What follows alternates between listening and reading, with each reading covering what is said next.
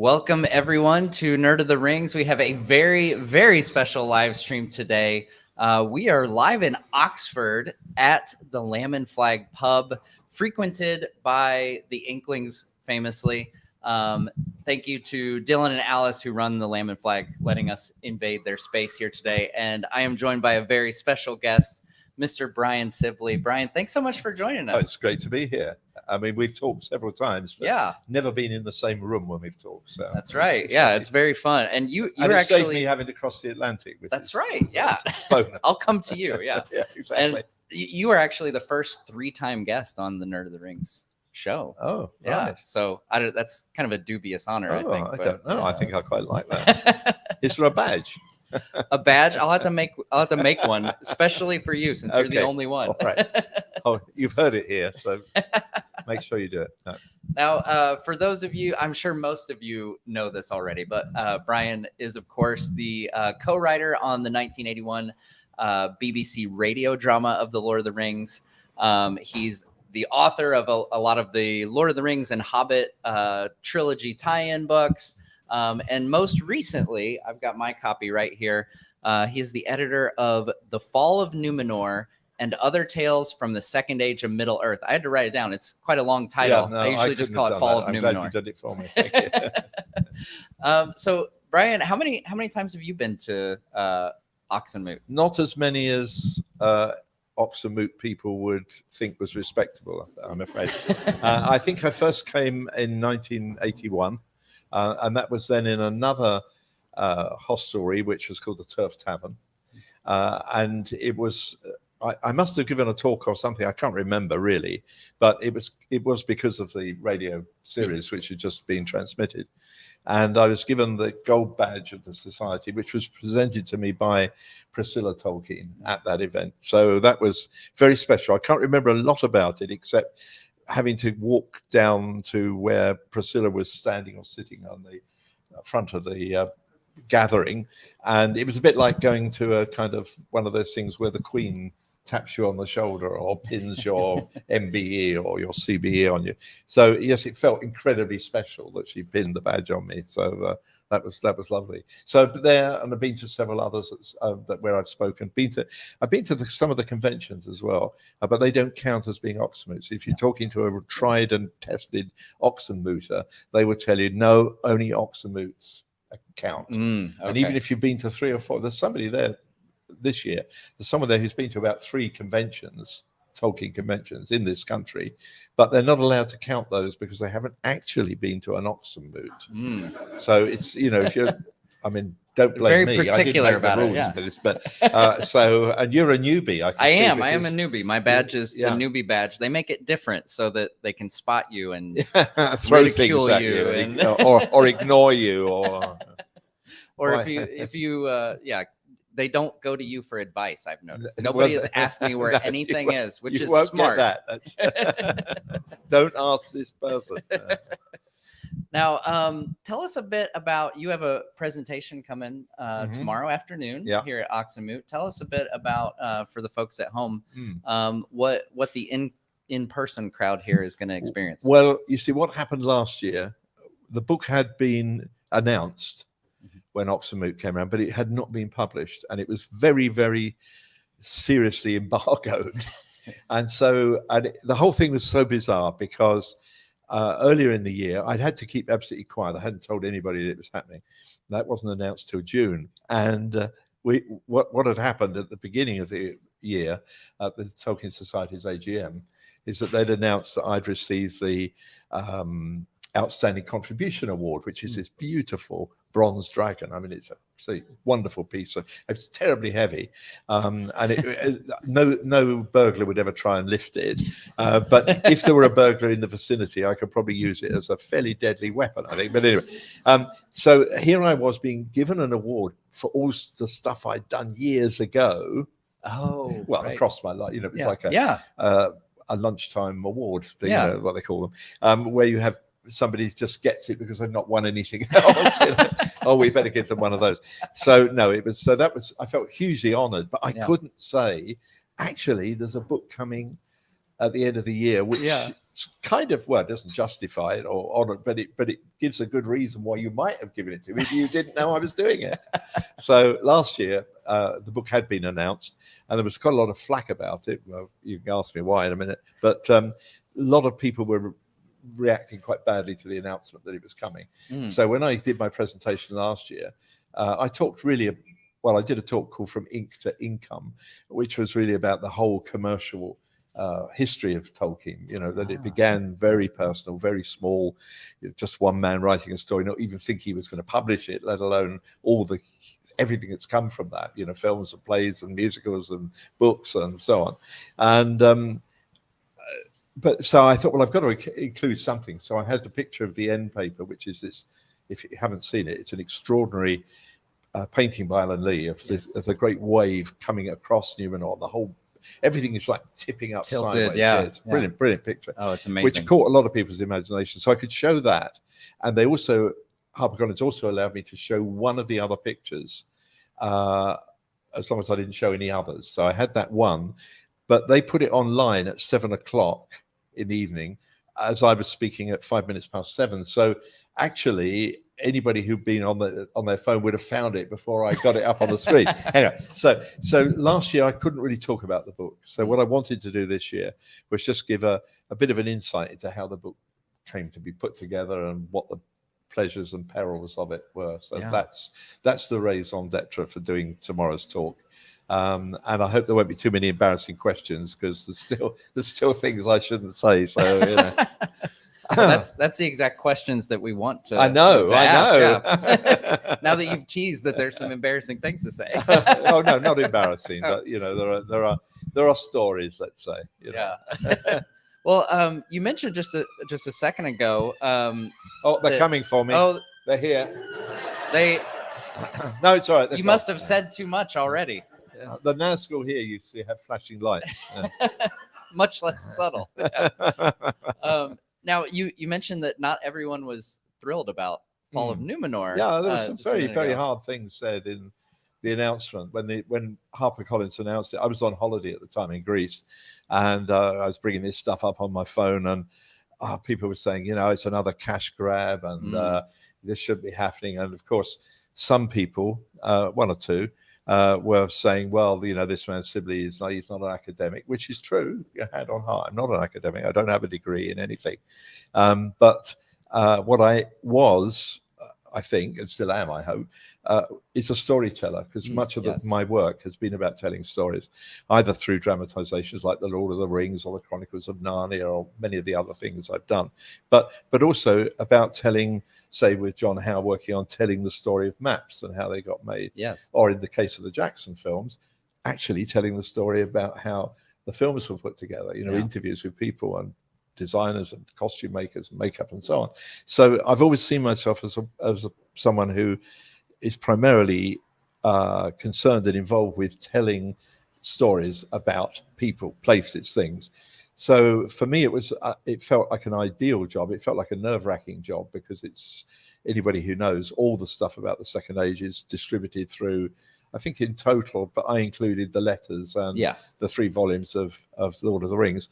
I think it's about 13 volumes in all. Sometimes it's a very small piece. Sometimes, like the Akelebeth section in Silmarillion, it's quite long. Yeah. So it's kind of, but sometimes it's just a few lines or a paragraph, and so trying to bring all that together was quite a challenge. So I was kind of hurt. A lot of people were just saying, "Oh, it's just another way to turn a buck," which I really was not the case with HarperCollins. I mean, true, HarperCollins have got to the bottom of the barrel, probably, in terms of what's available. So their job is to repackage and represent, and that's a business decision which they have to make. But this wasn't just about that. It was about trying to make some material which is there, which Christopher had found and transcribed, often from very difficult handwriting, and assessed it and worked out what its value was and where it tied into the stories. So the work was all there, and what I wanted to do was try and put it into one place where people could read it, not like the Great Tales, not like the Fall of Gondolin or Beren and Luthien, but not to bring anything of myself into it other than editorial notes. So it wasn't like retelling anything. So it wouldn't offend people who were purists and wanted Christopher or his father. Right. But to be able to put, I mean, for example, one of the things I know people have hated about the book is that the notes are all at the end. You know, there's a lot of people, if it was a truly academic book, probably we would have had scattered through. They'd have scattered through the book, but there would have been pages where there would have been 2 lines of text and then a page and a half of notes, Right. you know, and I find that very off-putting. So what I wanted to do was say, yeah, we'll tell you where it comes from, but you just have to look it up at the end if you want. And if you know about the stories anyway, and you just want to check which volume that comes from, it's easy to do.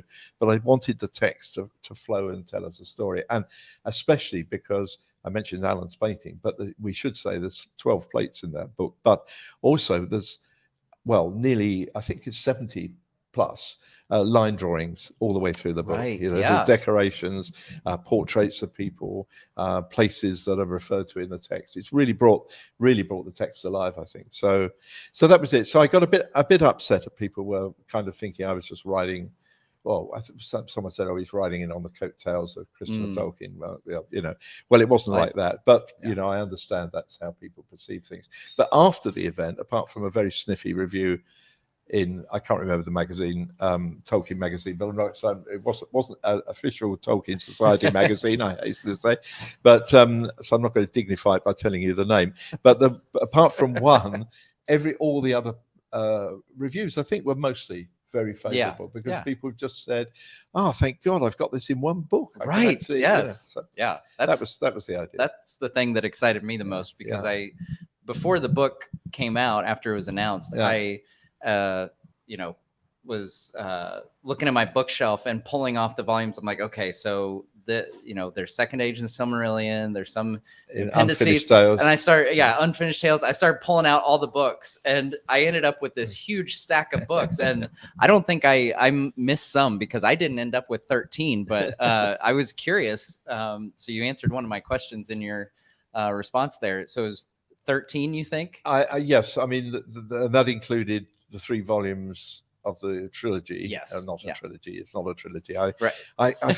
always say, you know, one of the things I may have said this to you before, but one of the things that really irritates me about the Tolkien trilogy thing, I mean, it birthed a whole series of trilogies from other people and quartets and septets and so on. But there are 2 people who kind of always talked about as trilogy writers. One is Tolkien, and the other is Mervyn Peake, who wrote the Gormenghast stories.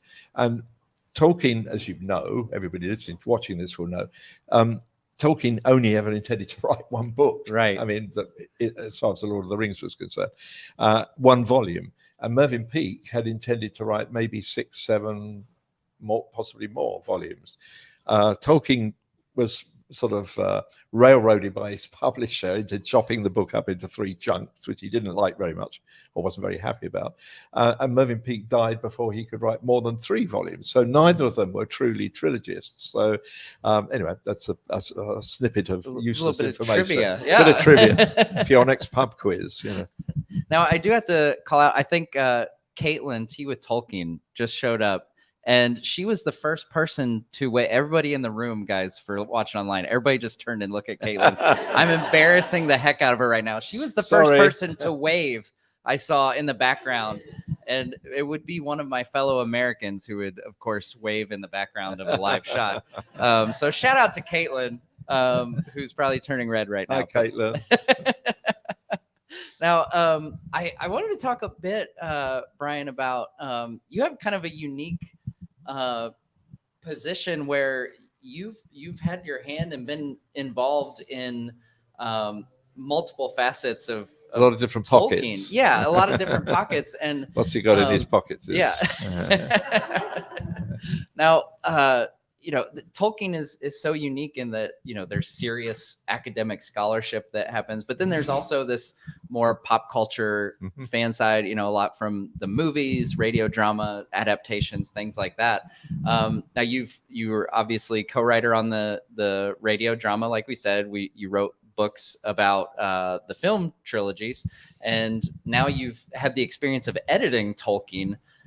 So what's it like, talk to us a bit about those different facets of the fandom. Well, I think in a way, I don't represent all facets of Tolkien fandom. Right. I should say I've never done play. Never Maybe dressed next Oxonmoot. No. I've never done that. I've never been involved in gaming groups or, so there's a lot of things. Yeah. But really, and it's what my talk last year was about, I was saying that really this creation, I mean, all of looking at Tolkien's work as a whole, really, but specifically, obviously, The Hobbit and The Lord of the Rings. But these have birthed so many areas of interest. And Tolkien, we know in his lifetime, found it really surprising and, well, slightly baffling, actually. I mean, if you read any of the letters where he says, I don't really understand what's going on here.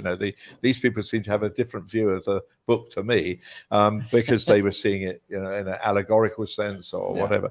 So always there's that. For him, it was a surprise, and he didn't live long enough to see the bonanza that it all turned into by any means.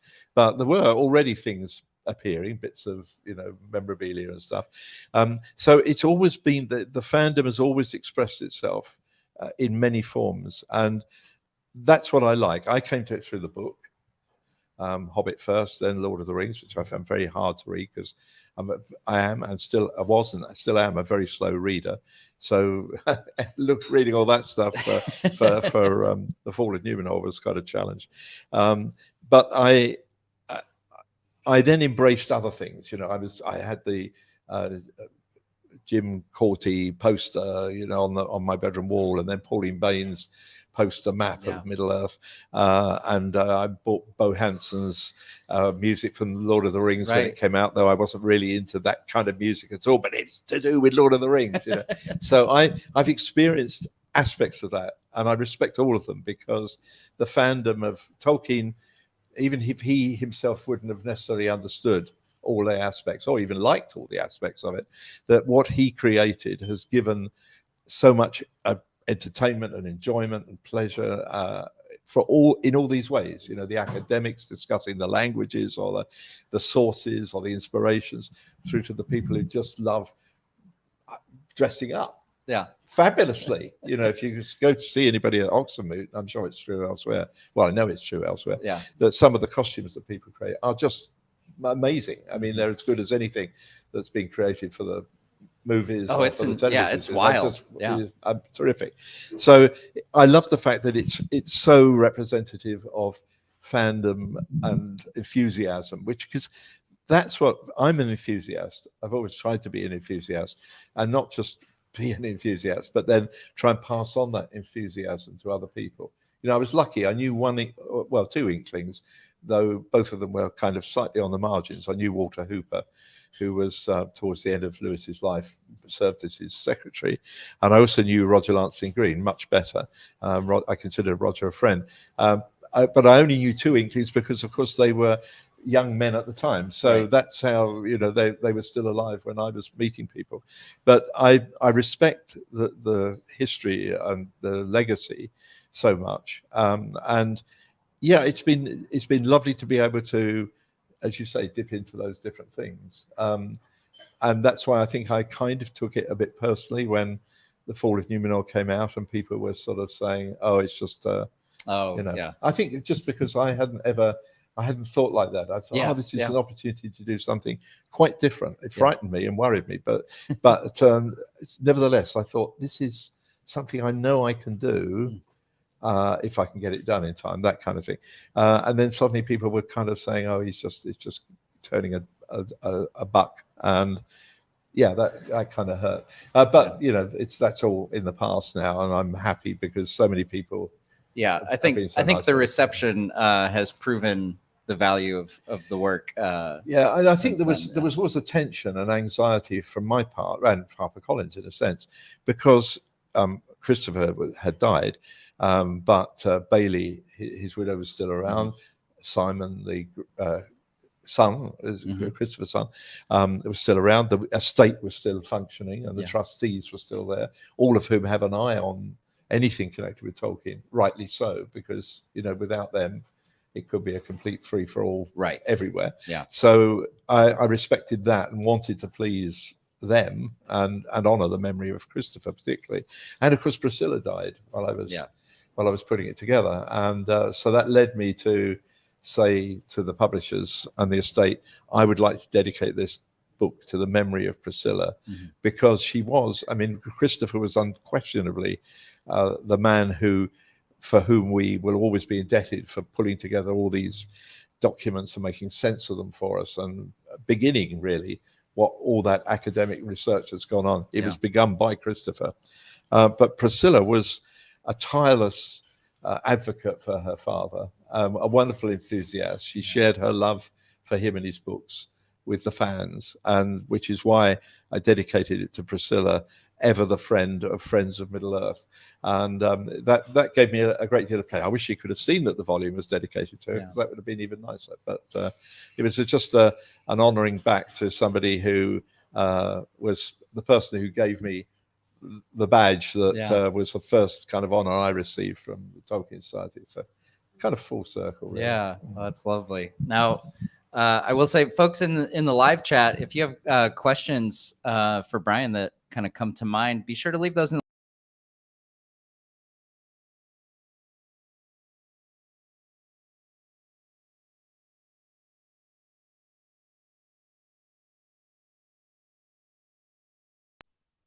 Little technical difficulties there on my end.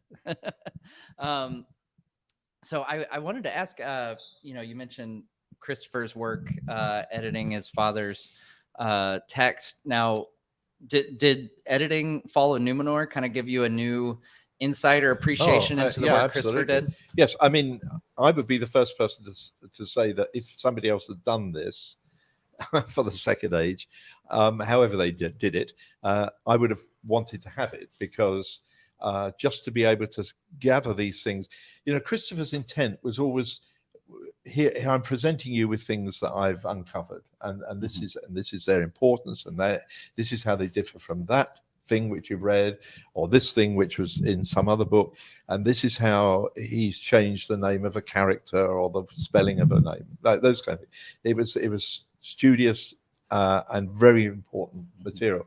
I don't think necessarily, any more than his father was, that he was instinctively a storyteller. He saw it as, this is like, I have this enormous archive, and I want to mine it and present it to people in a way that they can all appreciate it, and then use it for their further discussions and thoughts and so on. So that was fine. But what I really wanted was something that would make, for me, comprehensible, particularly the timeline. And I should say, of course, that I had exactly the same materials available to me as Amazon did for Rings of Power, because they had the appendices. And when I looked at the appendices, and it should be pointed out that the appendices are much longer than the stuff relating to the Second Age, because everything that happened in the Third Age is there, right?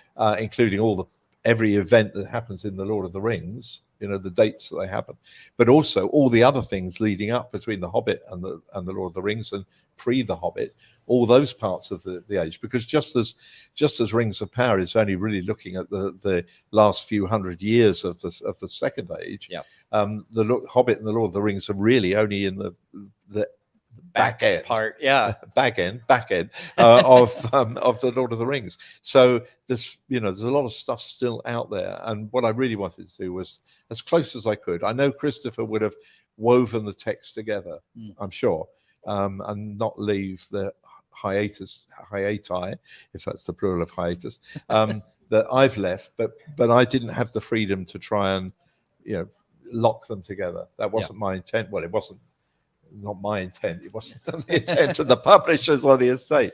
So that's what I worked with it. But well, there it is. Now, as a storyteller, is there a particular Middle Earth tale that's never been adapted before that you look at and say, gosh, that would be a great yes, I really hoped, and have tried twice, I think, to convince the BBC to let me do something with the Silmarillion. I don't want to say serialize it, because I don't think that would work. But the BBC did a few years back. They did a a day about James Joyce, and rather than try and do the whole of Ulysses or Finnegan's Wake, they took passages and sequences through a day, through a 24 hours, and you could come in for half an hour or an hour session and you'd hear this part of the story, but across the day you would get a pretty good picture of the world that James Joyce created. And I really wanted to do something similar. Before they did that, I had the idea of doing, say, in the morning you might have a 45-minute presentation of the creation of the world. I mean, the earliest part of the Silmarillion. And then I thought you could have an hour and a half's play based on Beren and Luthien. And so not to try and say, oh, tune in, here's 26 episodes of the Silmarillion, because it wouldn't work, but to take selected episode stories and passages and bring them to life on radio. And that's never happened. It hasn't happened. I don't think ever will, because although the BBC are very proud of the 1981 radio version of the Lord of the Rings, it would never be made today. I mean, there wouldn't be the resources, there wouldn't be I don't think the intent or the passion to do it. Because the world has changed so much. But I mean, they are all open, and already, filmmakers are already making, Hunt for Gollum and The Rise of the Rohirrim, and so it's going to go on happening. My sadness, if it is a sadness about Rings of Power, and I don't want to be down on Rings of Power particularly, because I think it looks fantastic. And I particularly love and respect the fact that they've used the start, the feeling, the ambience of the things we're familiar with through the Jackson films. Obviously helped having John Howe working on the Rings of Power, but never hurts to have John Howe involved in anything. Well, no, quite. So I thought that everywhere the elven community in Rings of Power could have sat happily alongside Alan and John's creation of Rivendell, for example. Everything just felt of a piece. And that was a very astute thing to do, but also a good thing for fans, because it wasn't like a kind of terrible gear change. I mean, there were a few things like Elrond having kind of short hair. And what was that all about? That kind of thing. So I loved the way it looked. I loved the presentation of it. But I did feel... Those are the Amazon alarms right there. They are coming. Oh, dear. 9 of them. But what made me sad, in effect, was that, I remember pontificating about the series before it happened and saying, well, here it is. There's a page and a half of appendices relating to the Second Age. That's all they've got. So what they're going to do with it? I wasn't prepared for them actually doing a tiny little bit from the first part and then just focusing on the last, however many years it is. And I thought, who is this king they're showing here? It can't be our Pharazôn. Our Pharazôn won't turn up till series 5, season 5. But no, that's not the case. So that I found really disappointing. I understand dramatically why they had to do it, because obviously if you're going to watch a program in runs, that you can't have kings dying every episode, couple episodes, leaping another 1,000 years or whatever. You can't do that. So I understood that. I understood why they had to bring other characters in to flesh it out. So that was my criticism. But my criticism was that you didn't really get a feeling of what Numenor was before the start of the Fall. And to me, that's really important. You have to understand why the island was given to men, their reward for taking part in the War of Roth. I think the fact that they were, the place was idyllic, it was lovely, but there was always built into this beautiful utopian place, there was the yearning for something beyond, which is very, very human. The fact that they could stand on the top of Meneltama on a clear day, you could and you could see Valinor, for example, and that led to this yearning for more than they'd got. Not content with a longer life and a beautiful place to live, why can't we have everlasting life? It's tied into, very strongly tied into Tolkien's Catholicism, I think. He said that the all stories are about the fall, and I believe it's true. If you look at the history of any of the greatest leaders in the world, Napoleon, Caesar, I could go on, Hitler, all of them, however triumphant they've been, there's always a point of catastrophe and a time of fall. And indeed, in our society today, we help people fall. We put them on a pedestal and then we pull them off.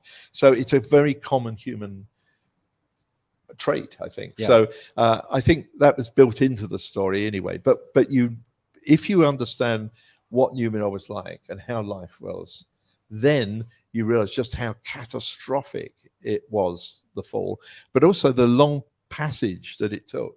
The point when they started building tombs to memorialize their ancestors. Yes. You're in the realms of the Valley of the Kings in Egypt. This is like build something splendiferous to say we're celebrating this person in their death, where they had not understood that death for them was Tolkien would have said, I guess, a kind of passage from something to something else. Yeah.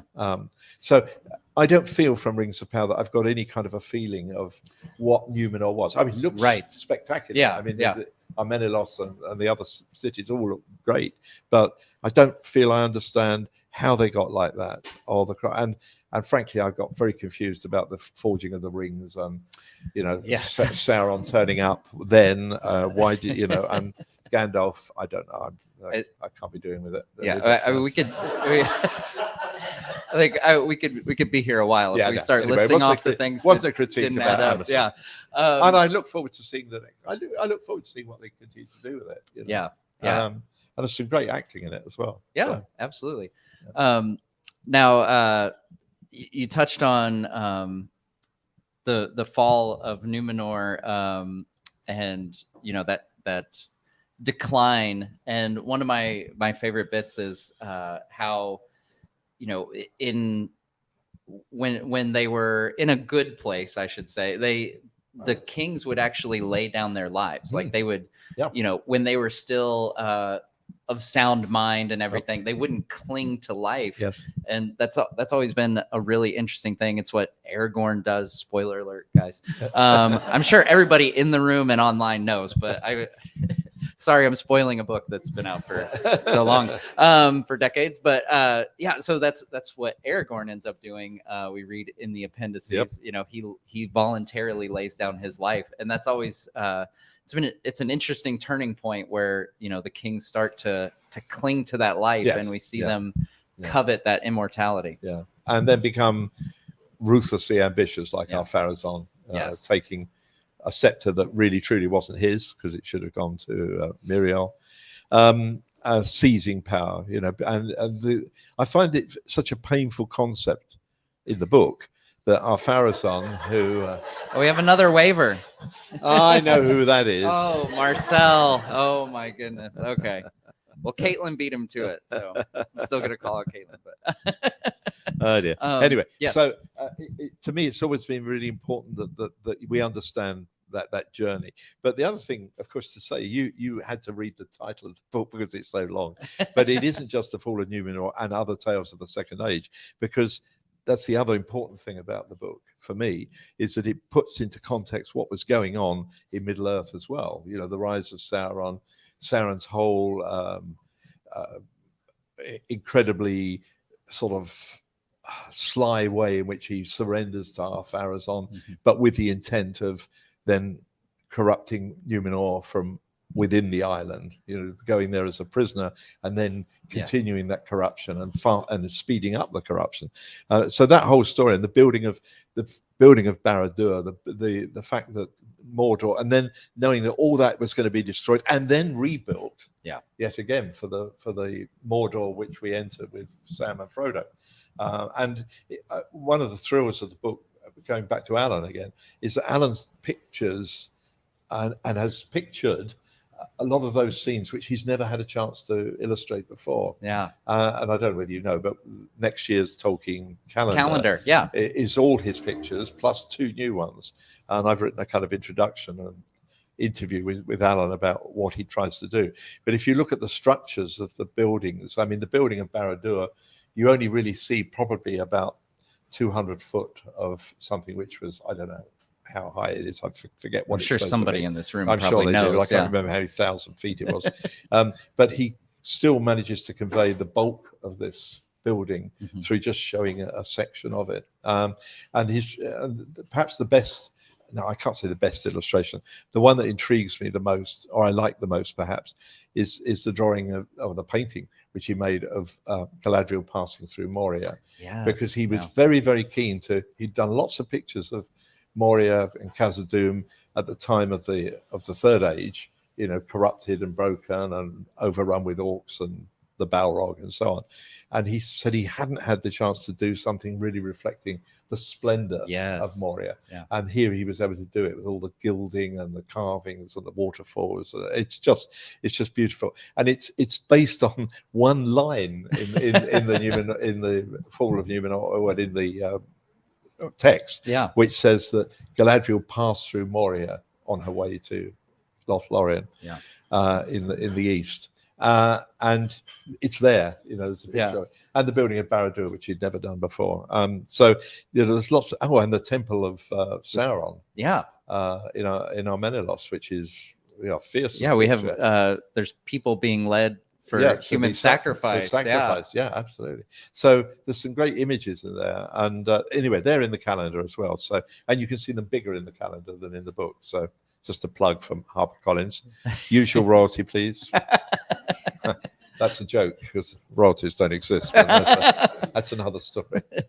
Now, I'm curious. You know, I won't ask what you would change about Rings of Power because I've said too much about that.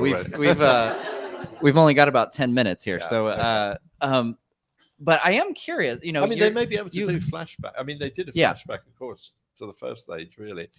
So it is possible that we will get to see that. I mean, they've got, if it continues, they've got 4 more seasons, I think, to tell stories, and they're already got the Rings of Power forged. So, you know, what are they going to do? Maybe they will explore that back history. I hope they do. You know, it's right for what they're doing. I think they could make some great storytelling out of it. And they can make it look visually wonderful. So obviously, I wouldn't be at all upset if they go back in time every now and again. Yeah. So my question is, you know, as someone who is a storyteller experienced in adapting Tolkien, and you are obviously very familiar with the Second Age from editing this guy right here. You're probably one of the most qualified people on the planet, I would say, to speak into this. So what of the Second Age do you look at and say, you know, this needs to be at the heart of any Second Age story? Or what do you look at from all the stories in your book and say, like, wow, this is what I would do?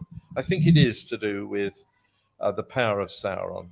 That the evil never really goes away, well, until the end of Lord of the Rings, and I hope that there's room for people to explore some of that story in really some detail, because the whole of the assault, well, there's 2 assaults really, because the Numenorians assault Middle Earth to settle and end Sauron's power.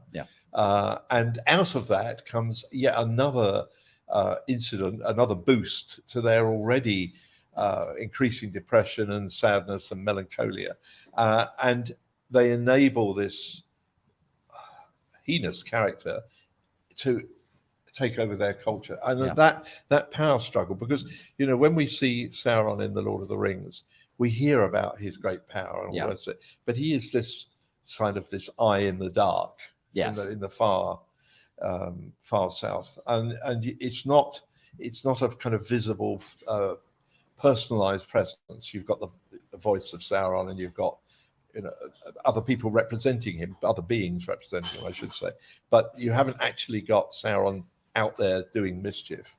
And this gives an opportunity for Sauron to be this really, for us to understand and read the character. And I hope that's what it will focus on, because that part is a kind of, to my mind, it's a kind of Shakespearean tragedy.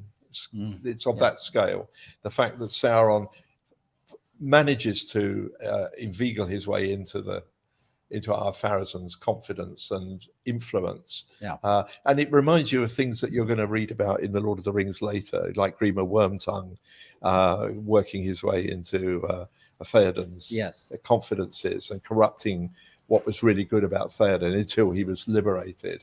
And even in a sense, too, about the way in which Sauron corrupted Saruman. And Saruman isn't a particularly sympathetic character in The Lord of the Rings because he's already turned. Right. But, you know, when you, for me, one of the most compelling lines in the book, and I think it's in the film, I'm not entirely sure, but is when Gandalf comes to Isengard and says, Saruman says to him, he's the Saruman, you are Saruman the White, the head, because he was the head of the order. Yeah. We kind of forget that, the head of his order. And he says, no longer Saruman the White, I am Saruman of many colors. Yeah. And Gandalf has this wonderful line, I preferred white. And yeah, you know, that's it. But the truth is, of course, that Saruman was a great and highly noble and righteous character. Yeah. And that's what they got a chance to show again here with Sauron, as how he brings about that.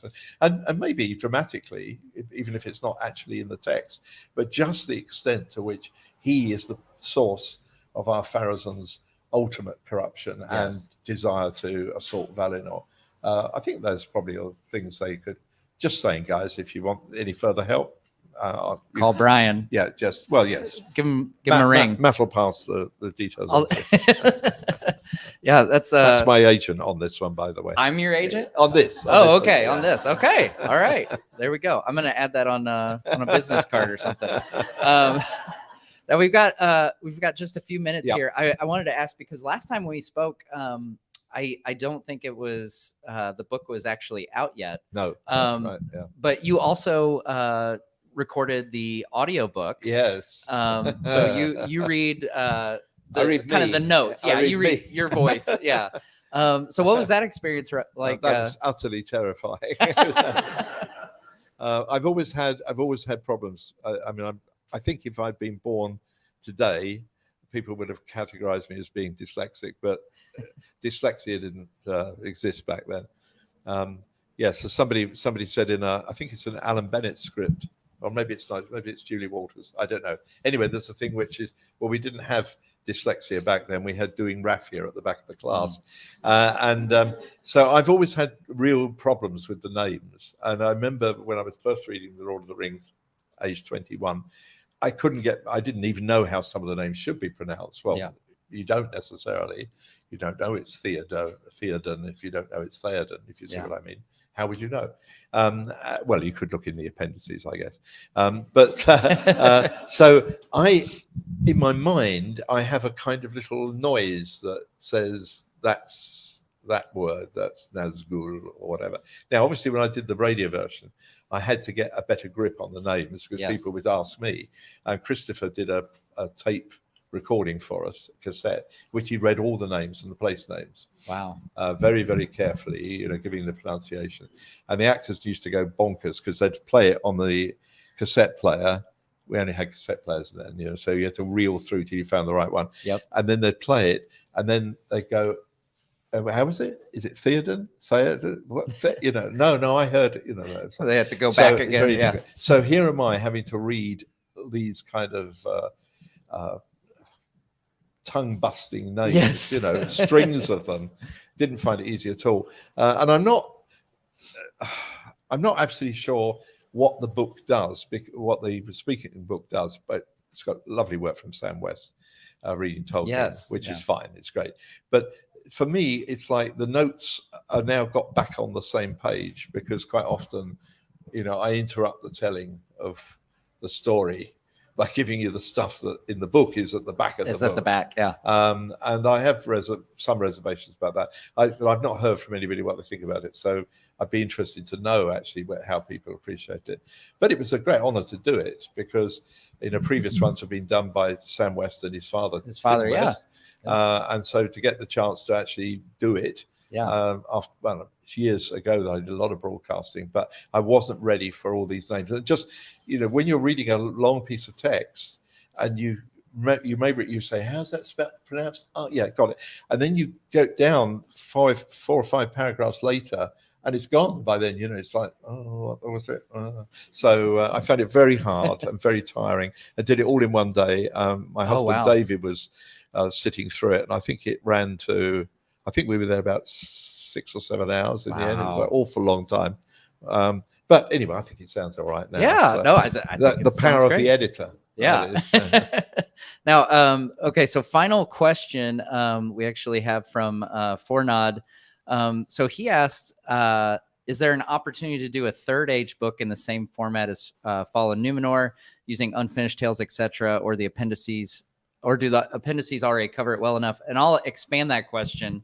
Do you see an opportunity for there to be any other books like Fall of Numenor that compile, whether it's first age, third age? Is there any nuggets of ideas in your mind? Well, as they say in House of Cards, you might think that, but I couldn't possibly comment. A number of people have pointed out the third age, and I'm really interested in the idea, because if you did include all the appendices, the entries that are given for the Lord of the Rings, which you could do, you wouldn't need to necessarily put extracts from the text there. But the fact that you have a date line there, which is of course not the date line of the book, because the second and third volumes aren't chronological. And it's, I just would say in passing, as I've said before, with all my respect for Tolkien, despite that, is that Tolkien today would find a publisher very much more difficult to deal with than Rayner Unwin at George Allen and Unwin. It would not Rayner, his father. Yeah. It would not have been as easy, because somebody would have said, well, you can't just suddenly leave this for now the equivalent of like an entire book before you go back to find come out back what's to happening. it. Yeah. And certainly in the radio it was impossible, and in film you had to keep all the story chronological. Yeah. So there are a lot of aspects leading up to it, which I'm sure that I know there is material out there. I don't know. I think it would be seen as being a second cash grab, but well, I don't know. I have to be careful what I say about these things, because sometimes you say things and then they come true. And sometimes you say, "Oh, yeah, that'd be great," and then they never come true. So, but yeah, I see the opportunity there. Yeah, and I think it could work. Yeah, absolutely. Yeah. I think we see some nods of agreement here in the audience as well.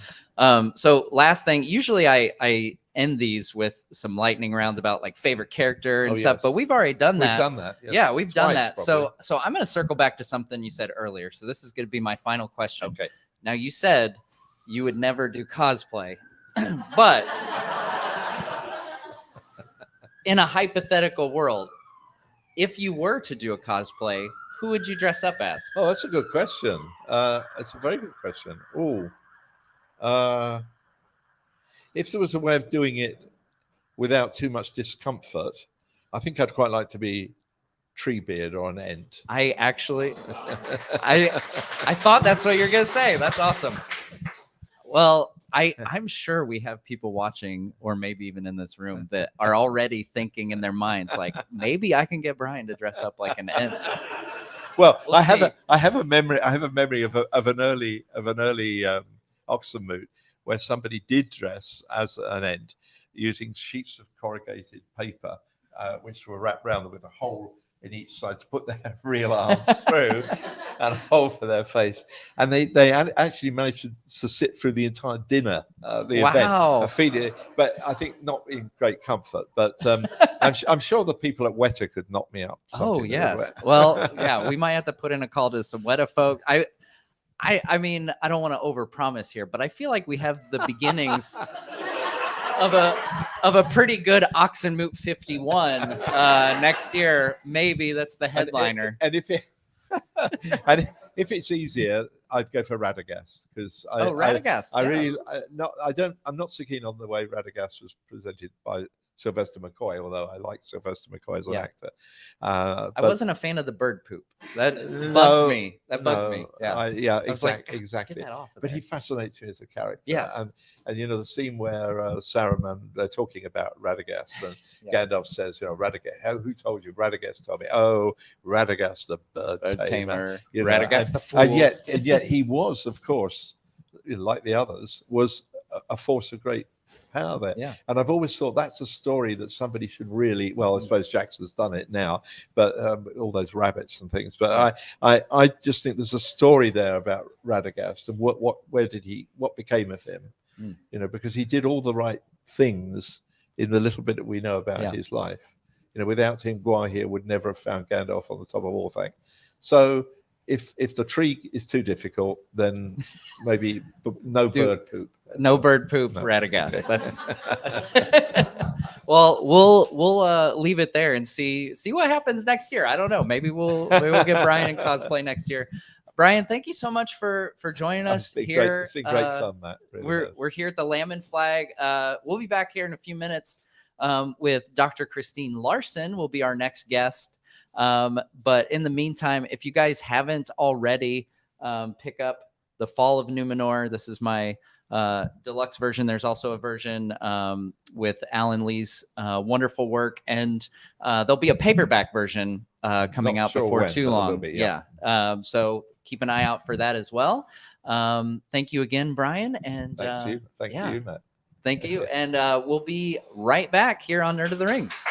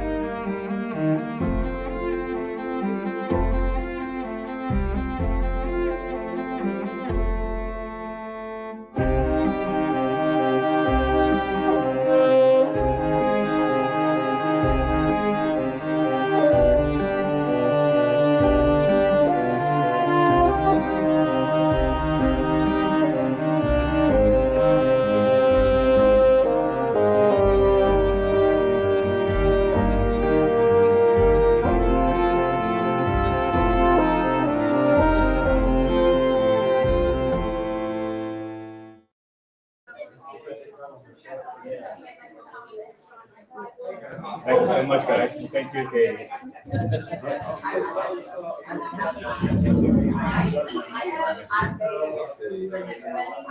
So you were there for the whole recording session. Yeah, It's a long time. Sat there and Oh, yeah. did you take a book with you or anything? Or I was following just the listen? script. Oh, you followed the script. As did the editor, he came in later. But then you get, it's so boring. Yeah. And I don't see how it will work, because if you're relying on that, you can hear the story to read. Yeah. But if you just listen to notes, you need to go back to see what Oh, they're back and talking forth. about. Yeah. And it doesn't do that with printed audio. Right. Yeah.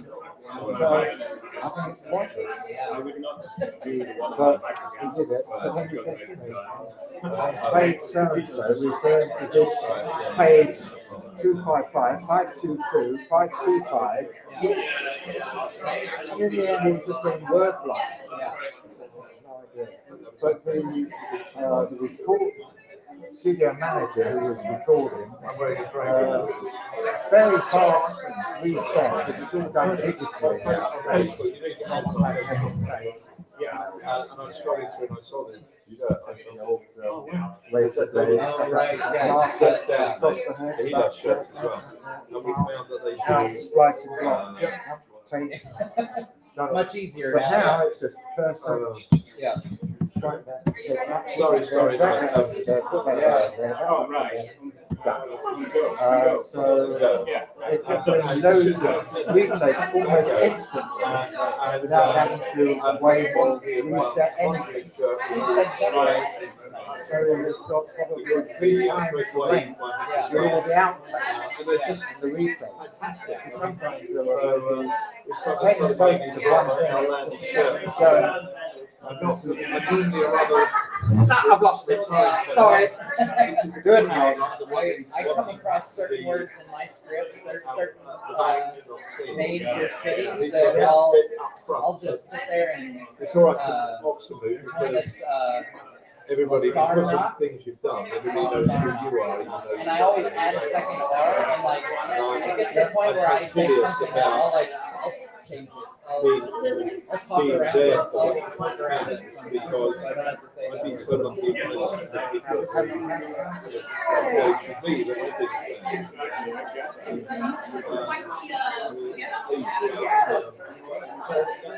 This is no longer said for it. So how do they know about this? Just from the channel. And then talking. Yes, I knew it was so much. I'm sure I would nice to hear us get away from the lawsuit, not too far.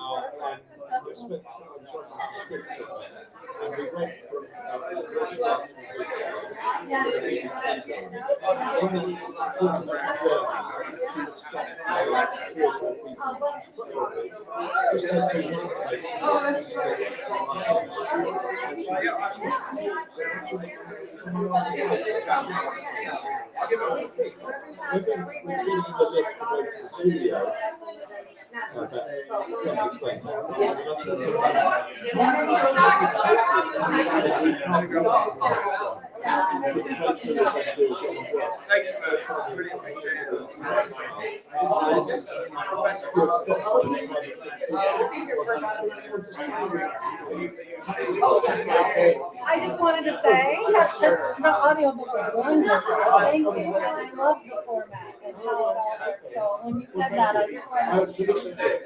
Yeah, it was. I really listen. The book too is absolutely beautiful, but I just, I do mostly audiobooks and but just When I did, I did one interview with Matt, and we ended up recording 3 hours. I could have heard it back because I can't. Yeah.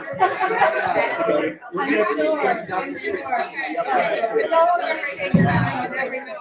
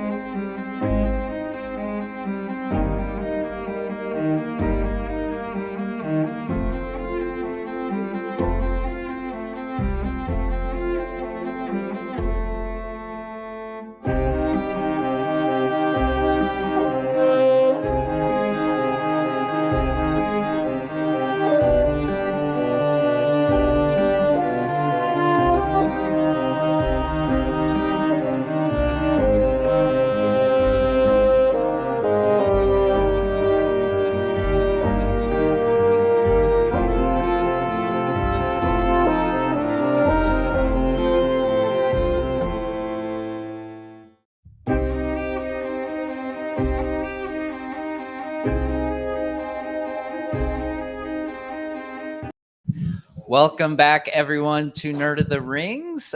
We are still here at the Lamb and Flag in Oxford, UK. And thanks again to the Lamb and Flag for letting us invade their room and their space here. I'm joined now by Dr. Kristine Larsen. Kristine, thanks so much for joining me today. It's my pleasure. Now, Dr. Larsen is the professor of astronomy at Central Connecticut State University. And her works on Tolkien's use of astronomy in crafting Middle-earth have been published in Amon Hen, Malorn, the Journal of Tolkien Research, Tolkien Studies, and more.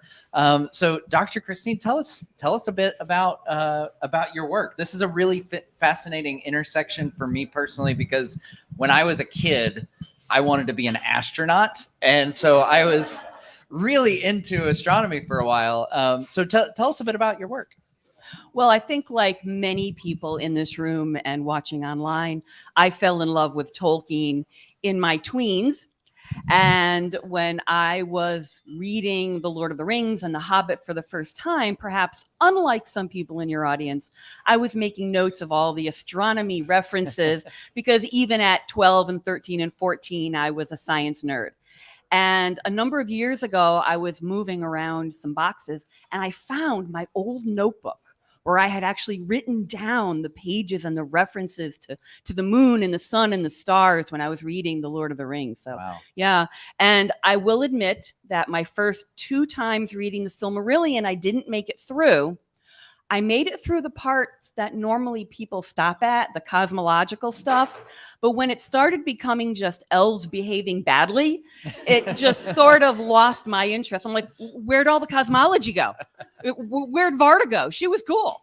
So from an early age, I really just loved how Tolkien interwove in a very natural way the natural environment of the stars and the constellations, and how you tell time by the moon and the sun and eclipses, because some authors put it in not so natural a way, George R.R. Martin.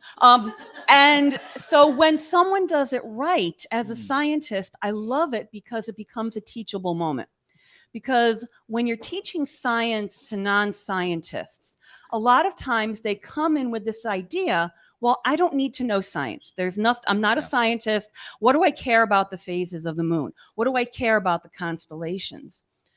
But people who are true world builders, like Tolkien, understand that it is part of the world that we live in. And there was a really wonderful paper at the conference this morning by my friend Chris Vaccaro talking about Gone, Bury, Gone and indigenous knowledge. And astronomy is the oldest science. I like to say astronomy is the oldest profession, but some people might argue that. But the point is that it used to be a matter of life or death. I mean, talking about Sagi Galadriel trademark from Rings of Power. When she's in the middle of the ocean, she looks and sees the Valakirka. She sees the Big Dipper, and she can find her way and somehow try to swim back to Middle Earth. But it's little subtle moments like that that are incredibly Tolkienian, because Tolkien understood that if you know the phases of the moon, you have a calendar. If you can tell the constellations, you know where you are. When Beren was trying to run away from the forces of Morgoth, he did not want to go north. So Tolkien says that he put what they called the Burning Briar, the Big Dipper, behind his back. And if north is behind you, south is in front of you, and that's a lot safer. Wow. And this is something fairly new to me, that, Tolkien took our own constellations and gave them their own story. Like you mentioned, the Valakirka, Sickle of the Valar, it's one of the Big Dipper. It's the Big Dipper. Yes. And then as I was preparing for our talk, the Menel Makar is Orion. Mm-hmm. Yep. Swordsman of the Sky is the translation there. So what I know those are the 2 of the big ones. I presume there's more examples of that. Those are the 2 big ones, and Tolkien himself tells us what they are. Yeah. There is a note in the Silmarillion where Christopher Tolkien said that the constellation Wilwarin, the butterfly, is our Cassiopeia, which I buy because I do a lot of outreach with children. And what I will sometimes do is just give them a constellation, just the dots, and say, you tell me what you think it is. And when I give them Cassiopeia, most of the time the children draw it as a butterfly. So I really think Christopher was right there. But in the Book of Lost Tales, obviously Orion is really important because he is the symbol that eventually Morgoth is going to get his butt kicked at the end of time, right? And following Orion in the sky is the bright star Sirius. Obviously, Harry Potter Sirius Black, the dog star. Sirius is the brightest star in the constellation Canis Major, the large dog, the brightest star in the nighttime sky. We all know what the brightest star in the daytime sky is, right? Just checking. Okay. The sun is just a star. But the point is that Tolkien notes the fact that Orion is with this companion, with this other bright star, and that Sirius has two names. It's Helluine or Nelluine. And in the famous scene in The Fellowship of the Ring, where the hobbits are, trying to leave the Shire and they can't sleep, so they're looking at the stars, and you see Orion rise, Menel Makar rising in the east, and he's rising sideways as he does in the famous Robert Frost poem, The Star Splitter. Did you know that Orion rises sideways? I'm paraphrasing the poem badly, but it does. But Tolkien talks about a sequence of events in the sky. Okay, you have Remarath, the netted stars, which is the Pleiades. Then you have Red Borgil, and then you have Menel Makar. And so people have argued, what red star is he talking about? Because there are two bright red stars in that part of the sky, Aldebaran in the constellation of Taurus the Bull, and Betelgeuse, and Orion's shoulder. But because Orion rises sideways, Betelgeuse rises a little later than half of the constellation. So as far as I'm concerned, the evidence Tolkien is telling us, Remarath, then Borgil, then Orion, it's got to be Aldebaran, the red star in Taurus. And people still argue with me about that. I don't know why. I mean, just read what Tolkien is saying. He's telling you what's actually happening in the sky. Well, I'm going to agree with you. I'm not going to argue with you for sure. Now, you mentioned a lot of things that Tolkien gets right. Is there anything that he got wrong? Oh, dear, Ronald. Yes, the moon phases, the moon. And he knew it. The Hobbit, again, was supposed to be a one-off, right? It was a children's tale that he told his children. They were his beta readers and did really well. And they said, do you have any more stories about hobbits? And he's like, I got the Silmarillion. No, we want hobbits. So he writes The Lord of the Rings. We all know the story. In The Hobbit, the phases of the moon play an incredible role, right? Durin's Day. They have to be at the Lonely Mountain at just the right time, where that tiny sliver, the last ray of sun, will shine upon the keyhole and show where it is in the mountain. So they've got to be able to tell time. They have to get there, and they have to be there on a particular day. It's not just any day when the sun shines. It is the new moon, in the fall, Durin's Day. And Thorin Oakenshield is saying, alas, we no longer have how to calculate that. So it's apparently a big astronomical deal. And Tolkien has, as you know, they're going through Middle-earth and having adventures. And he's mentioning the phase of the moon at various times. That is a signal to the reader as to how much time has elapsed. So, for example, he talks about what the phase of the moon is with the trolls. And he talks about what the phase of the moon is when they get to Rivendell and when they leave Rivendell. And so if you ever know, well, how long did they stay in Rivendell for? Well, how did the moon change? Tolkien realized later that he made a big oopsie and that the number of days just didn't work.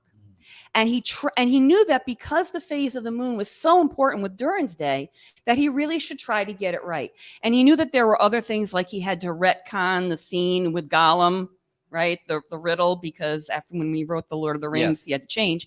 So when he revised The Hobbit a few times, even through the 1960s, he tried to fix the phases of the moon, and he figured out that he couldn't do it.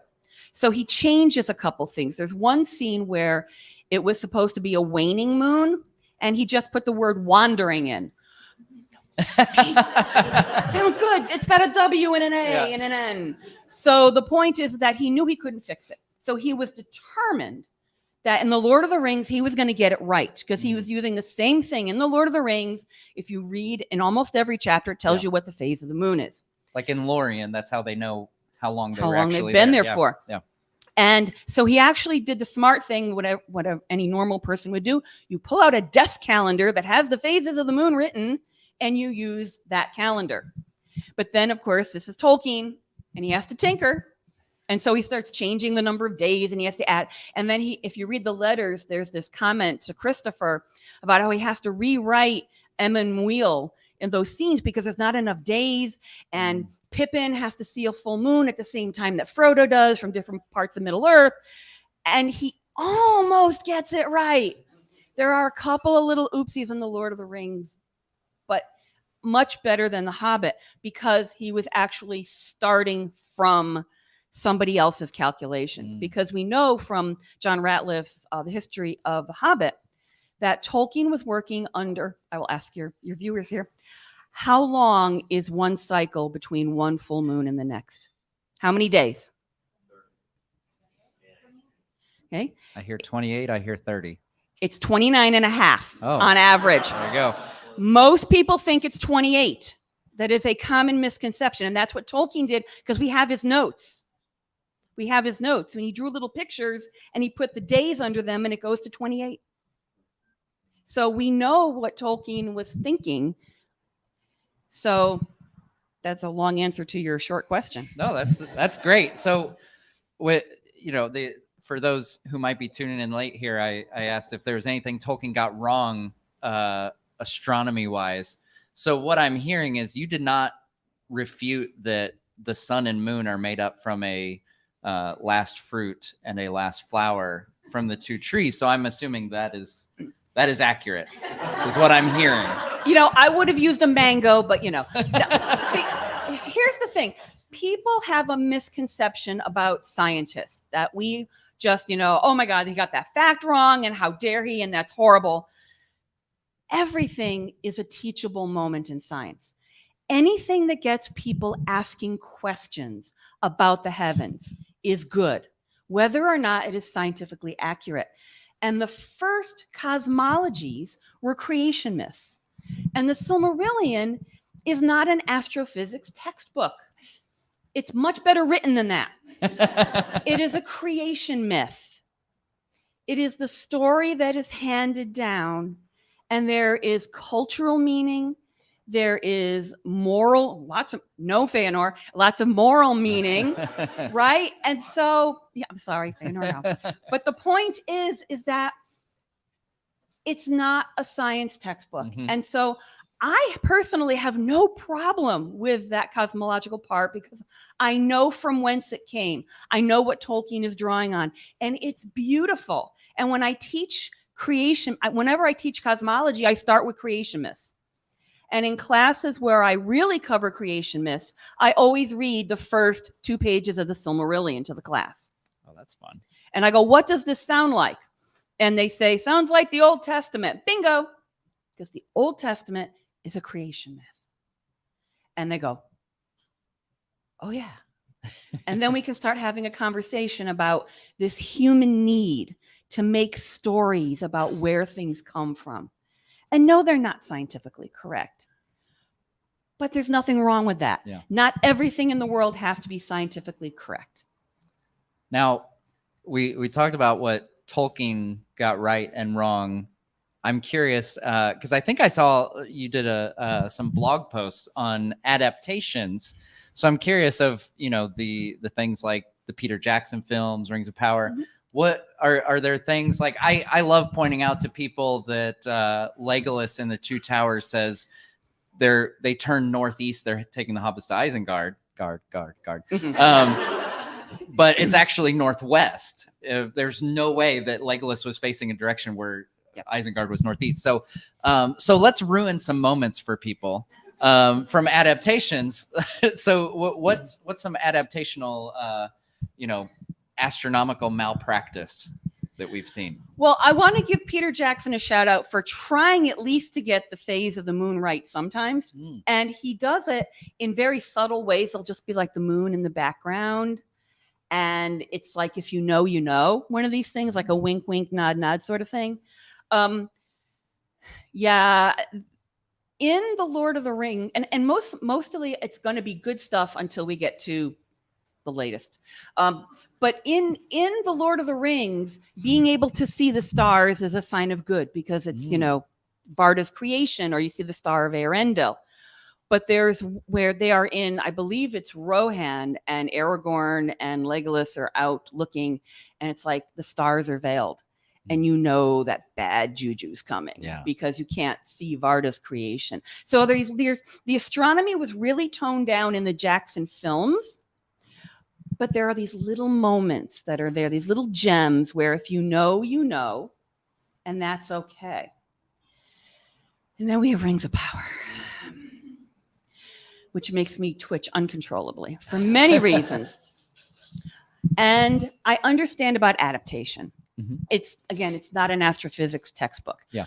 But do you have to go out of your way to do the opposite of what Tolkien himself said?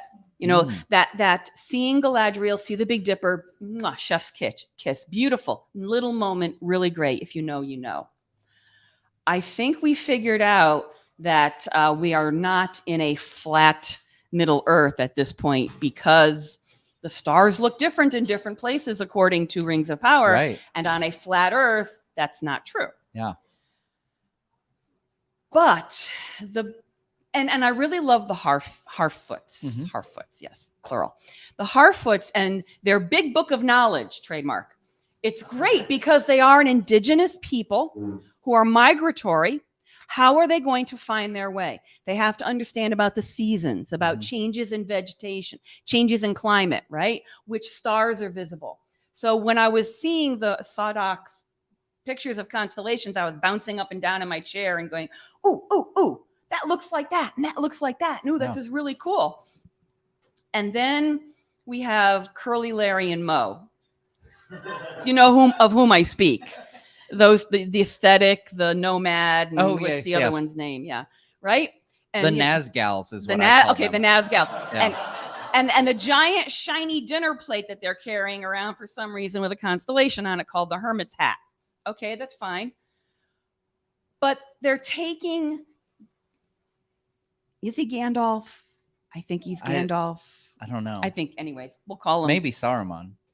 I was rooting for Blue Wizard. Yeah, I know, me too. But... Okay. He who shall be named but not yet. They're taking him to Rune, to the east, where the stars are strange. Oh, dear Lord, no. It's Harad in the south, where the stars are strange. Read The Lord of the Rings, okay? Aragorn is saying how he had been to Rune and Harad, where the stars are strange. Yeah. Okay. Should Tolkien have put a comma after Rune? Probably. But in Unfinished Tales, in the essay on Gandalf and his different names, he's saying how to the east I do not go. Yes. Yeah. And there is a end note, I don't know if it's a footnote or end note, by Tolkien himself, not by Christopher, where Tolkien is referencing back to Aragorn's statement and saying that it is only, of course, we all know that it's only in the east, it's only in the south where the stars are strange. In Rune, the stars would be the same. In Harad, the stars would be different. So Tolkien is telling us in an end note, the stars are not any different in Rune. So again, I understand that there's only so much they can use. Yes. But do you have to immediately just go against what Tolkien himself said that is astronomically true? And if you read interviews with the showrunners, they think they're being incredibly clever. We had the stars being different in different parts of Middle Earth. Yes, but you got the direction wrong by 90 degrees. So, yeah. And I thought I saw something about in one of your posts about the moon as well. Like the moon is always the same phase. Yeah. It's like budget. You can't, with that budget, you can't have different moon phases. I can Photoshop it in for you. You know, it's like we're gonna be cool like Peter Jackson and show the moon all the time, but don't show the same phase all the time. That defeats the whole purpose of showing the passage of time. Either no time has passed or it's exactly one lunar month. So, yeah. That was very fascinating and a good answer. I really like that.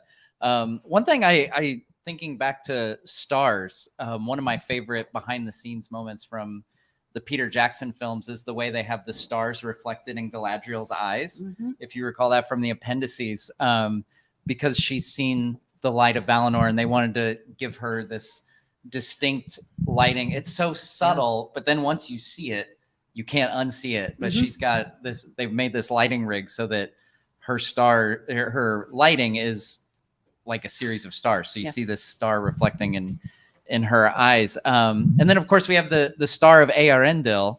Does that correlate to any of our own stars, or is that just a bonus star in Middle Earth?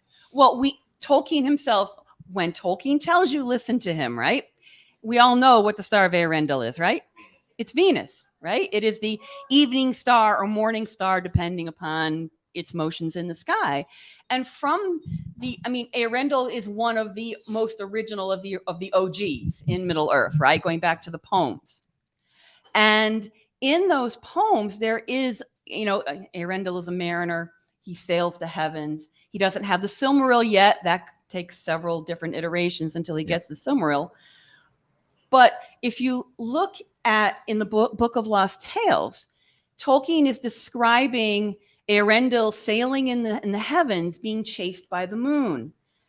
And that is so gorgeously, accurately astronomical. Thank you. Thank you, Tollers, for that one.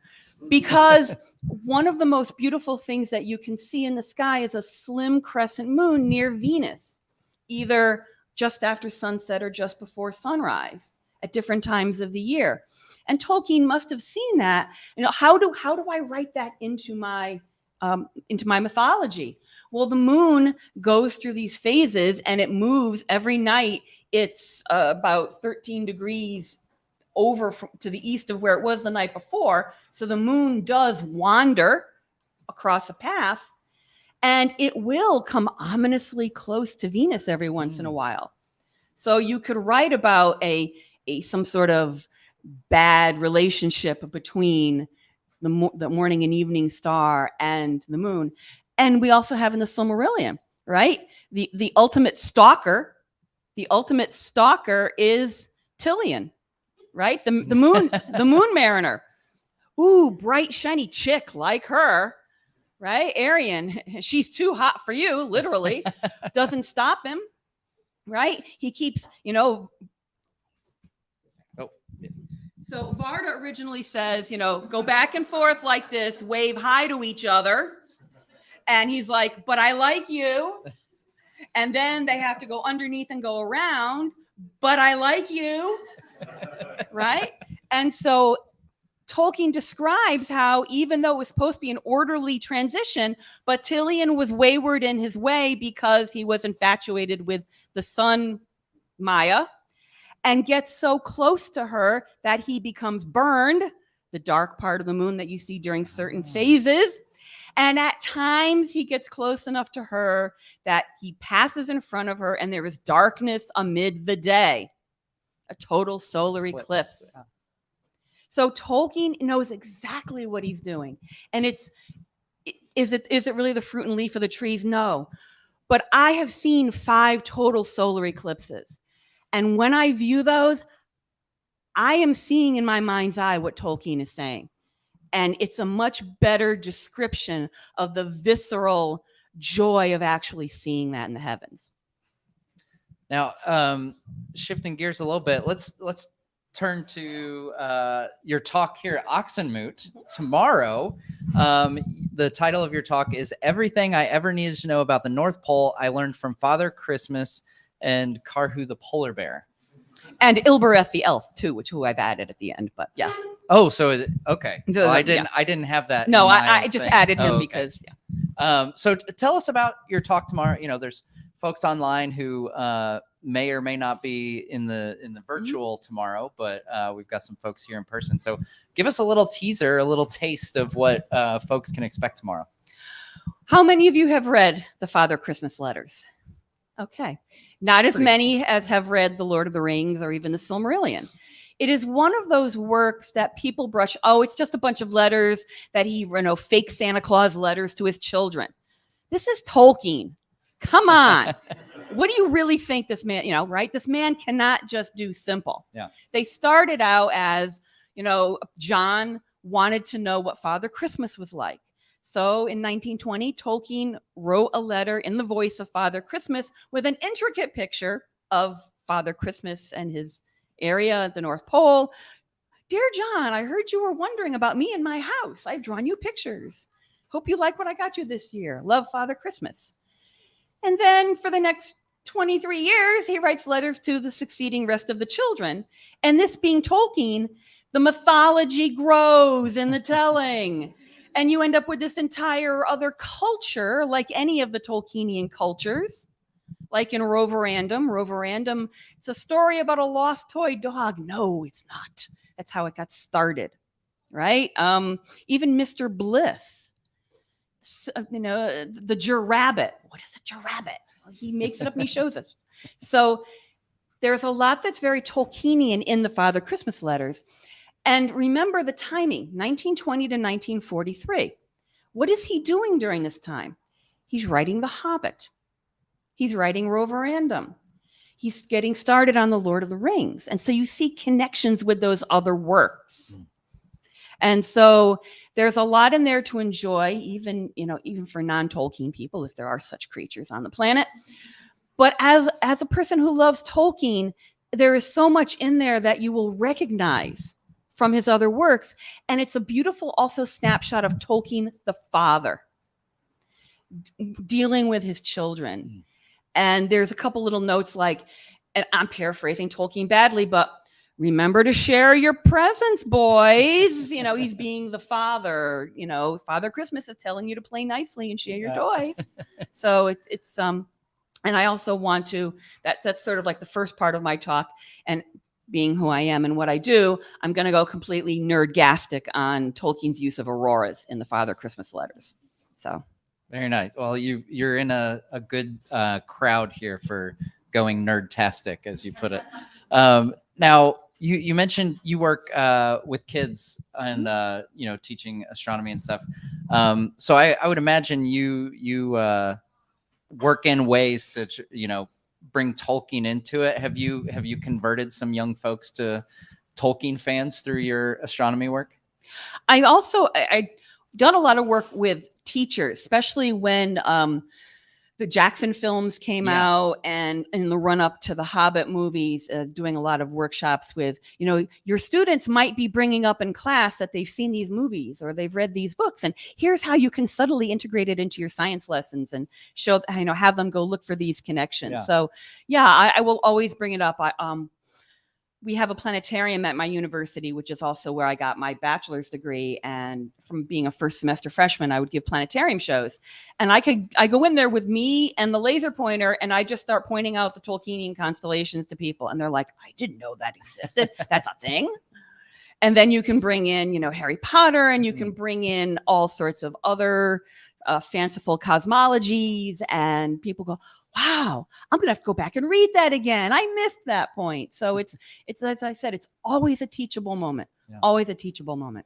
It's fun. Now, we're getting close to the end of our time here. So I usually have kind of a semi-lightning round. I say semi because it's really hard to be brief and give one-word answers when we talk about anything Tolkien. But I've got a few questions that I like to ask folks. Where in Middle Earth would you live if you could be transported into Middle Earth? Rivendell. That's a good answer. That's usually my answer too. Is there a place that you would like to visit but not live? Numenor. That's a good one.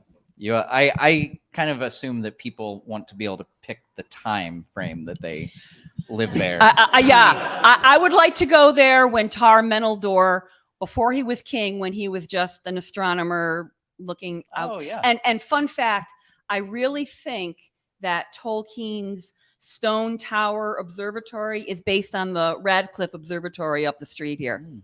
Because observatories, if you look at the Radcliffe, it's not the little dome that's on the ground. It's that giant yellowish stone building with a balcony. Because in the day, an observatory was basically a balcony where you put your telescopes out. Mm. And so I really think that, which is not far from his church, was what he had in mind when he wrote that Tar Meneldor, the astronomer king of Numenor, had an observatory, had a stone tower from which he observed the stars. Now, my next question is your favorite Tolkien character, because there's an actual astronomer in Middle Earth. Is Tar Meneldor your favorite? No, Elrond's my boy. Elrond has always been my boy. Now, favorite Tolkien book? Silmarillion. Okay. But if you're talking about what book I would want on a desert island, would be Morgoth's Ring. Oh. Because it has a lot of the later drafts of the cosmology. Oh, nice. There you go. And this is a new one that I've only asked one other time, because we were just chatting with Brian Sibley a minute ago, and I really like the question. So if you were to cosplay as a character, who would you cosplay as? Varda. Varda. Yep. That's a good. Because it would be a great excuse to walk around with Christmas tree lights on. You'd have to have a battery pack. Oh yeah, I can do that. Yeah, we can rig I got that up. people that can do that. Yeah. Well, Dr. Kristine Larsen, thank you so much for taking the time out of your Oxonmoot schedule to join us here live and chat some cosmology and astronomy with us. Thank you for having me. All right, guys. Well, we will be right back. Next up, we're going to have Shaun Gunner, the chair of the Tolkien Society, to talk about the society and Oxonmoot and all kinds of fun things for sure with Shaun. So.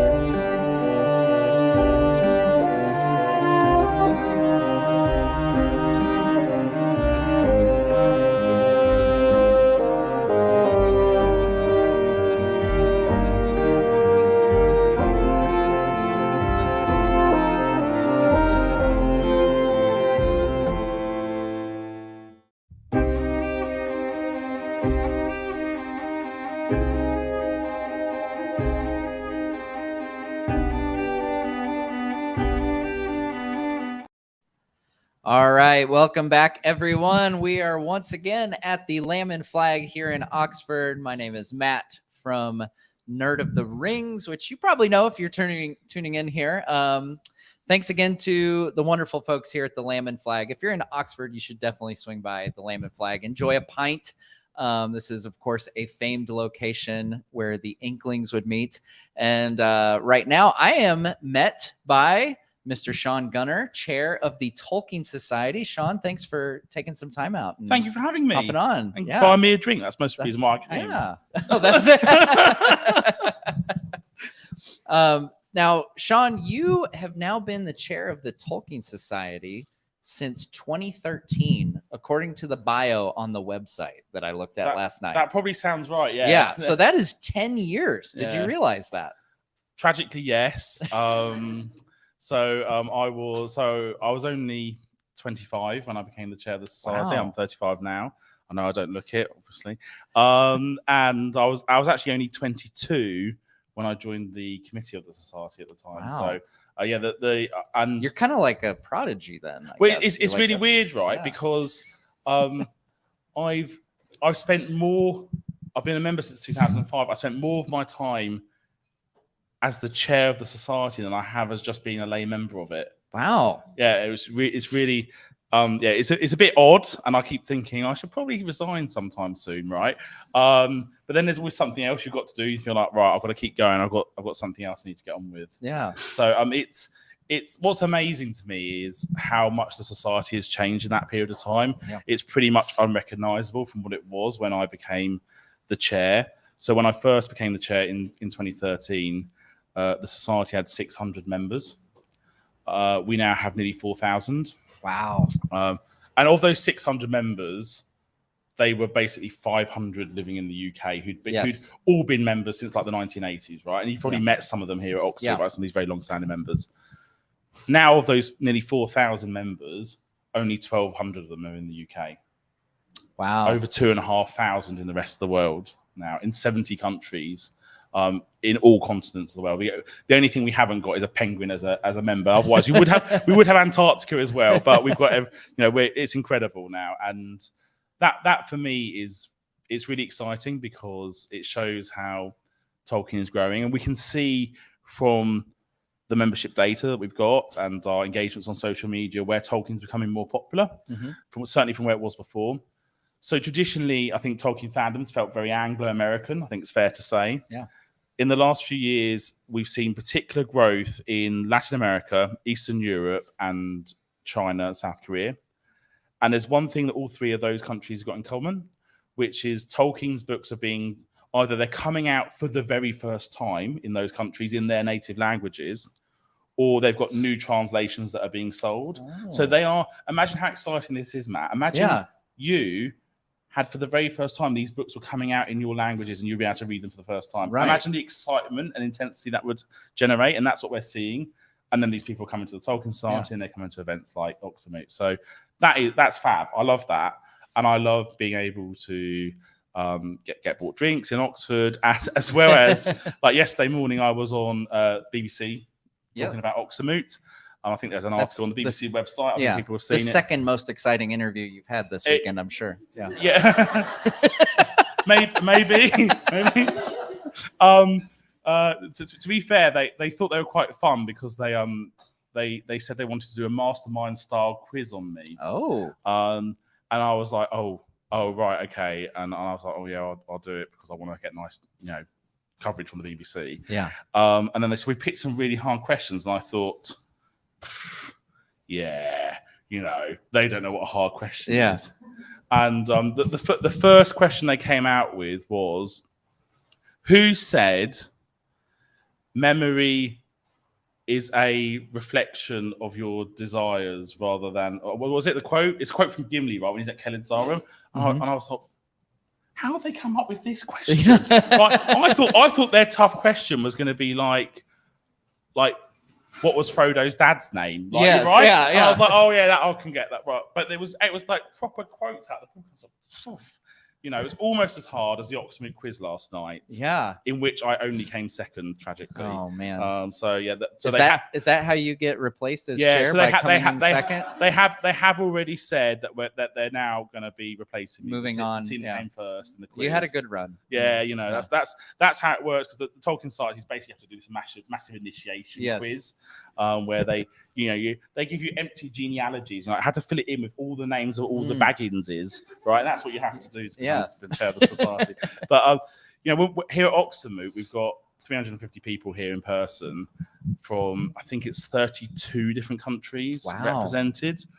It's just amazing. It's amazing meeting so many people who are like you, because you will know, and your viewers will know, and everybody in this room will know, that you talk about Tolkien with your friends, family, colleagues, and they think you're nuts. Yes. Right? They just and they sort of just their eyes just glaze over, being like, Yeah. "Oh, Here we go again. Matt's talking about that Tolkien thing again, or whatever." Right?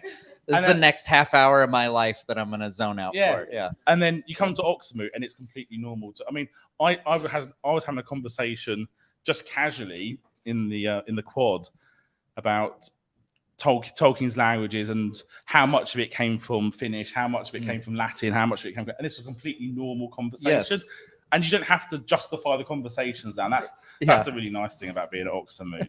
Yes. And of course being in Oxford itself, right? And being able to see the city, Yeah. because that's the other thing. We find a lot of people come here to Oxonmoot as a chance to come to Oxford. Yeah, Obviously, and see absolutely. the city and see the area, and which is really nice that we do it in an Oxford college. In the past, Oxonmoot used to be a big drinking festival, right? So if you go back to the 70s and 80s, all the Oxonmoots were in pubs. Yeah. Right. I think, that's what they were up to, right? and then at some point in the 80s, somebody apparently twigged casually, though, we actually can get a tax break if we say this is an educational event. So let's put on some talks, right? And then we can do drinking and pay less for it. So that's how kind of the more modern. That's what we call a win-win. Yeah, so the more modern Oxonmoot started. And shout out to Barragond, who gave a wonderful tour yesterday that I went on. So we got to do a walking tour of Oxford and saw a lot of significant places from Tolkien's life. Now, for those unfamiliar with the Tolkien Society, why don't you kind of gave an idea of the membership of the Tolkien Society and who it's comprised of. For one thing, like I saw you took some heat because you apparently sold the rights to Amazon for the Second Age. Like I saw people, I've seen people in my comments yelling like, "Oh, the Tolkien Society, they sold the rights, blah blah blah," and that's not what happened at all. That's not you guys. There's some confusion there between the estate and the society. Yeah. So tell us what the society is and what it is that you guys do. Well, it used to be more confusing when there was Tolkien Enterprises as well. Yes, yeah. Right. So many years ago, I don't get it so much anymore, but there was Tolkien Enterprises. There's a Tolkien Estate and a Tolkien Society, and we'd spend our lives sending each other's correspondence, right? Because we get each other's messages. So the Tolkien Estate is the company that owns most of the major property of Tolkien's writings, right? Yes. Particularly The Hobbit and The Lord of the Rings, and what was Tolkien Enterprises then became Middle Earth Enterprises, owned by Souls Ents, now owned by Embracer Group. Yep. They got the adaptations and the merchandising rights to most of, not all, but most of The Hobbit and Lord of the Rings. Curiously, they don't have some radio rights, interestingly, which is how the BBC radio adaptation came about. Yeah. Because I think Brian tells that story where he got a phone call being like, "You owe me money." He goes, "No, I don't." Right. Yeah. So that was there's some things that aren't quite covered within that one. But the Tolkien Society, we were founded in 1969. And we were founded by a lady called Vera Chapman, who called herself Belladonna Took. And she essentially was irritated by hippies, right? And it's really funny because that was actually the start of the society. She did not like that. This was her view, right? Yeah. She didn't like the idea of hippies owning Tolkien. She said, "This isn't what Tolkien's about." So she founded the society to teach people what Tolkien is really about. That was the start of it. Yeah. And at the beginning, you can imagine it was a pretty relaxed affair, and then there's various dates. I think in 1972 we got a constitution that started us officially, and then in I think it was in the beginning of 1973. There's people waving outside. That's just Alan and Shaun. Alan. Yeah, beginning of 1973, Vera met Tolkien himself. Yeah. And said, she explained what the society was about. Will you become our president? And he said yes. So we had a nod of approval from Tolkien himself. And then when he sadly died, we went to Christopher, and Christopher said that Tolkien should stay our president. So he remains our president in perpetua, as it is. Yes. And then Priscilla, his daughter, was our vice president. Right. Our aim is to promote research into and educate the public in the life and works of J.R.R. Tolkien. So we publish journals, we publish books, we support more memorials, we hold an archive. We have the ultimate aim of setting up a Tolkien centre of some sort, preferably here in Oxford. And of course, we run events like Oxonmoot. All of this to achieve all of that. So, there's various blue plaques on various buildings, both in Oxford and around the country, that we've paid for. There's a memorial going into Pembroke College to talk about Tolkien's time there that the Society's funded. We've supported projects with the Story Museum here in Oxford in order to educate people about Tolkien. Ultimately, I think that Tolkien Centre is the thing that we really need. There is no permanent home to Tolkien. Yes. And that has to be fixed. That has to be fixed. And that's why I haven't resigned yet, Matt. Because that's the thing that's on my to-do list. I'll do it next weekend and I'll let you know. You'll do it next weekend. I'll bust it out. I've been waiting 10 years to get to this moment. I'll get around to it then. So. Yes. Yeah. You wanted to wait till the 10-year mark. So, I did. So what is the what are the next steps? What's the process like to try to make that a reality? Where are you guys at on that? So the growth in membership, there's two big things that's given us. It's given us a growth, obviously in members, but what specifically that means is a growth in volunteers and skills and resources within the society. So there are people that we can pull on to help us achieve those things. The second thing is obviously generated is money. And I say this, and people were surprised that I say this publicly, but the society's accounts are public, right? We're a charity, so they have to be published. When I became the chair, our bank account had £7,000 in it. And we weren't entirely sure if we could pay the deposit for Oxonmoot that year. Wow. At the moment, we've got about £450,000 in our bank account. That's a massive change in terms of right. I don't know pounds all that well, but I know that's a significant difference. That's a lot. They're better than any other sorts of currency. That's all you need. That's all you need to understand. Because they've now got Tolkien's monogram on the £2 coin. That's right. Yeah, I do have one of those. You do have one of those. Yeah. But obviously that sort of money, that is purchasing the lease on a property size of money. Yes. Right. £7,000 was struggling to pay your Oxonmoot deposit sort of money. Yeah. £450,000 is, so as an example, Eagle and Child opposite us. It's right over there. Yeah. Right over there. The annual lease on that is 60 grand. Okay. I could get that if they'd let me. Hop over there and get it. Yeah, let's go. We'll go right after this. Right, we're off now. Yeah, right, see you later. But seriously, these are now the conversations that we're going to be having. Yeah. There's some governance things that have to be worked through because we are a charity. We deal with public money in the sense that people giving it to us, so we've got a responsibility to make sure that's dealt with properly. So we've got some of that to work through, and also what does the kind of business model look like, right? Because no point investing loads of money in it and then it bankrupts the rest of the society, right? Yes. So that would be bad. That would be bad. Yes, that would be bad, and they may really strip me of my chairmanship at that point. That's not how you want to cap off your 10 years. So. Probably not. Yeah. So we got to work through how does it operate and what do we specifically want to achieve.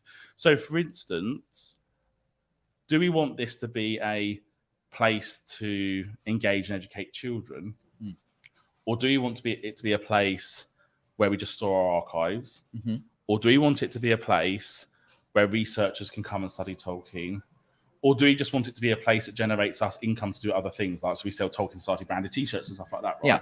All of these things are like possibilities. Yeah. They've all got different kind of legal hoops we'd have to jump through to do them all, but to do any of them. But we have to think all this through. And this is kind of where we're at the moment, is what do the various options look like for us, both inside Oxford and outside of Oxford. Yeah.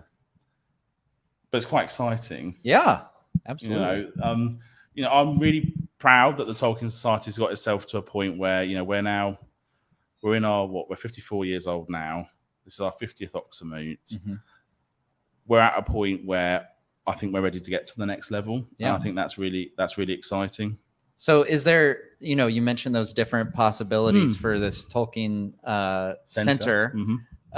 Is there an ideal in your mind? Like, are you leaning one direction or a combination of those directions? Do you think there's a possibility of those that sounds most ideal to you?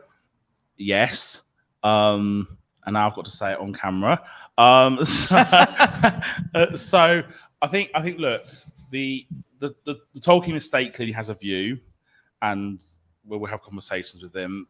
Anything that was too museumy, I think they would have challenges with, because my understanding is they basically think if there's going to be a museum, we should do it. And I said, okay, great, let's do that then. Yeah.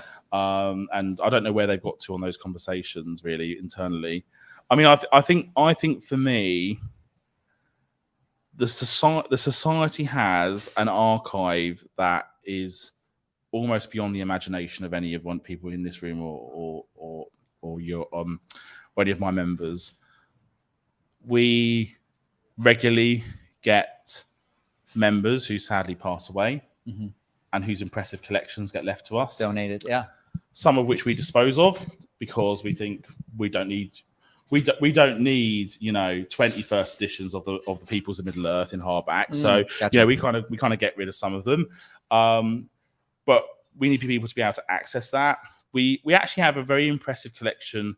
A bit peculiarly, a previous archivist, I think, collected many of these. And actually, Christina Skull, what used to be the Tolkien Society archivist as well. We got a lot of translated versions of Tolkien's works, which is really useful in terms of scholarship in understanding the receptions of Tolkien in other territories. So that's quite useful. I mean, I think ultimately for me, we need to be able to have a place for our archives. We need to have a place for people to study. We actually need a place for just an office for the society, but we do need to be able to do some education about Tolkien directly, either in that building or run from that building. Yeah. I also think anybody who came to the Tolkien 2019 event, I know there's some people in the room that were there. We had our art exhibition. We've got an art exhibition at Oxonmoot. We had one massively bigger than this, right? And we actually hired a bakery as the art gallery, right? And I cannot tell you, Matt, how much I now need a Tolkien art gallery bakery in my life, because anybody who went there will know, and I can see Anna Sister Man of the West nodding at me. Yes. Anybody who went there will have just felt like this was home. Yeah. And, and I probably smelled wonderful. It was incredible. It was amazing. And so that's part of the conversation, right? Because we have to acknowledge that this has got to pay. It's got to pay its own way, because I can't have the rest of the society essentially, Oxonmoot attendees basically funding a centre. But we've also talked about other things. So, for instance, Tolkien Society members a couple of years ago passed a resolution that we essentially wanted a woodland. We wanted to be planting trees. We felt like, not both on sustainability grounds, but on the fact that Tolkien was a bit of a fan of trees. A bit of fan, yeah. We need to have our own trees. Yeah. So that's something that some of the team are looking at the moment. I personally wonder if there's an opportunity for the purchase of a modest woodland with, say, a sculpture trail as an example. Things like this are, we have now got resources that we can put behind things. So and similarly, we're in conversations with Sarah Mill in Birmingham about potentially working together on some quite exciting projects as well. So we will.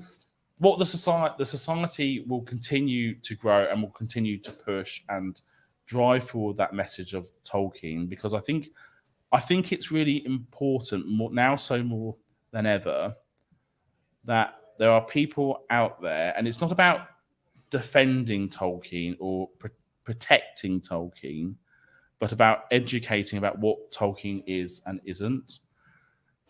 Because as much as I love the Lord of the Rings films, and as much as I don't love the Rings of Power, I do sometimes struggle with how many people think that there are things there that are Tolkien and when they're not. And Tolkien is what brought us all together. As lovely as some of those scenes are in both the films and the TV series, it's the Tolkien Society's job to say this is what it's about. So, for instance, when I went to the Story Museum I was about to say the other day. It was actually yesterday. Tells you how much has happened in the last 24 hours. And the first thing I said because we got a good relationship with them, I said, I had a look at their bookshop, and I was like, "You got the Hobbit here, you've got the Lord of the Rings, you've got some other things, but the Story Museum is aimed at like 7-year-olds. Is there sort of their target market? Okay, yeah. You need to get Rover Random in here. You need to Yeah, get Farmer yeah. Giles of Ham in here. Yeah. You need to get Smith of Wood Major in here. You need to get Mr. Bliss in here." And I literally went up to the manager who's in charge of buying for the shop. And I said, write these down. And she said, "I've never heard of any of them." And I said, "And that is why I'm here." That is what the Tolkien Society is here to do, is to tell you about these things. Now, and as a Tolkien Society member, I get the digital and the print edition of, you guys put out Malorn. Yes. That comes out once a year, and then Amon Hen is the monthly. Bi-monthly. Every 2 months. That's right. Yeah, bi-monthly. I can't believe you just doubled the amount of printing I had to do. I know. Yes, that's a special announcement. Oxonmoot 50th exclusive. We're going to monthly. I didn't realize coming on your show was going to be such an expensive affair. So sorry about that. Bi-monthly. Yeah. Well, I guess bi-monthly could mean twice a month. It could mean that, yeah. But that's always so confusing. But to us in the UK, we would say fortnightly for that. Fortnightly. Because that's every 2 weeks. Oh, that's kind of a fun term. I'm learning some new vocabulary while I'm over here, by the way. Well, we speak English in this country. Yeah. Well, we are as England and America. You know, was it Churchill said that we are two nations divided by a common language. Yes. I think that might be one of those misattributed Churchill quotes. Right? Maybe it is. He's one of those people where everything gets quoted to yes, Churchill. Like Tolkien. Yeah, like Tolkien has the same problem. Yes. Yeah. Usually quotes from the films get attributed right. to Tolkien. Yes. Yeah. Yes. So another thing I read on your bio on the Tolkien Society website is that you like spending your spare time playing video games and Lego. Yeah, I do. Yeah. So have you built the new Lego Rivendell set? I actually haven't bought it yet. Because I think it's disgustingly expensive. It's for what it pretty is. pricey, yeah. And it's pretty fun too. So for me, I've got You've built your own. Yeah, probably, yeah, right? my house. So my thing about Lego is I'm every Lego collector. So I'm almost at the level of being one of those people who's an AFOL doing your own. That's called adult fans of Lego. Yes, AFOL, yeah. Doing your own mocks, as it's called, at Lego conventions. I'm almost, which is my own creation. Yeah, my own creation at Lego convention. I'm almost at that level, but I've got a particular thing with I have to have moving parts. Oh, so I'm only interested in Lego that does something, and Rivendell does nothing. Well, you could do a waterfall. It just sits there. But the waterfall could, no. So could you have the fellowship like walking over the bridge? Yeah, but I've or got to do that with my hand. Oh well, yeah. Right. So I'm just not. It doesn't do anything for me at all. So I've got the big roller coaster sets. Yes, I have all of them. Oh wow, all of them. So what's something from Middle Earth that you could do that would have some? So I quite like the Black Gate set. You know, that they did 10 years ago. We got one of those at Oxonmoot in our arts and craft room. Because the back gate opens and stuff like that. I like that. Yeah. Okay. That's good fun. Okay. So yeah, I've got to have the moving parts. Yeah. Otherwise, I'm not very interested. So I've got no buildings. Gotcha. I don't any building Lego sets. See, I'm the total opposite. I like the buildings that just sit there on my shelf. And you're wrong, though, nice. aren't you? Yeah, I mean, I know people do, but yeah, I want to have moving parts. So I don't know what the thing is. They're gonna, what Lego set that for inset in Middle Earth that would appeal to me. I'm not quite sure what that would be actually. To be honest, probably the Gollum falling into Mount Doom. I quite like that. Yeah. Like the horrible barrels scene from The Hobbit. Oh, right? Maybe they could do something with that one. With the bomber, like. Yeah, I mean, I could be bomber, but but yeah, that for me, I've got to have moving parts. But I have got a massive Lego collection. I occasionally do put photos out of some of the stuff that I'm working on. But yeah, I don't have any children. But every other else's children thinks I'm the coolest person in the world, right? Because they come around my house and there's this huge Lego sets. huge roller coaster sitting on my living room table. Yeah. My partner Mina, she's kind of got into Lego like by force. By force, yeah. Really. But she at times she's a bit like, does Lego have to be everywhere? And I say it's not. There's not enough Lego in this house. Now, folks, if you're interested, if you're joining online and you're interested in joining the Tolkien Society, I'm sure one of our wonderful moderators can drop in the link. You can go to the Tolkien Society website, sign up, and get those publications that I mentioned. And then you also, obviously have access to some of the, you guys put on some seminars throughout the year. And it's not just Oxonmoot. There's other things as well. There is, yeah. So Oxonmoot is our annual event. We're doing it for 50 years. This is essentially a Tolkien convention here in Oxford, where you have talks and papers and stuff like that, and games, quizzes. Matt from Nerd of the Rings turns up sometimes. But we do seminars. We usually do a couple of those a year. At least one of those is in Leeds, which is adjacent to the International Medieval Congress. We then got an online one later in the year. We'll be doing some more. We're sponsoring an event in Australia as well next year, which is going to be a seminar there.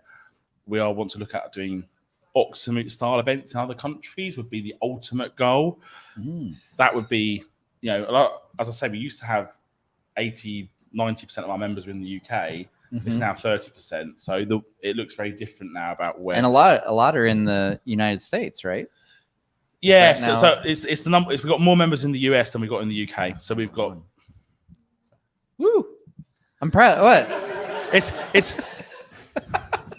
only because you've not got your own Tolkien Society, right? So that's true. We'll just try to hijack yours by force, I guess. I mean, genuinely, I would love to have like an Oxonmoot style event in New York or in Los Angeles, because I think that's where the Tolkien Society is going to need to go ultimately.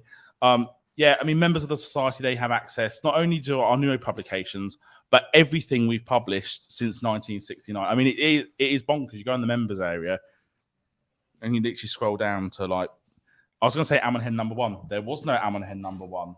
Did you know that, Matt? I did not. No. Because Amon-Hen #1 was called Heneth Anun. Oh. So there's Heneth Anun 1 and then Amon-Hen 2. Interesting. Yeah, and you go. I think that was in 1972. But you can go Malorn. I bet Alan still has his copy of that one. I like to get digs in and Alan when I have a chance.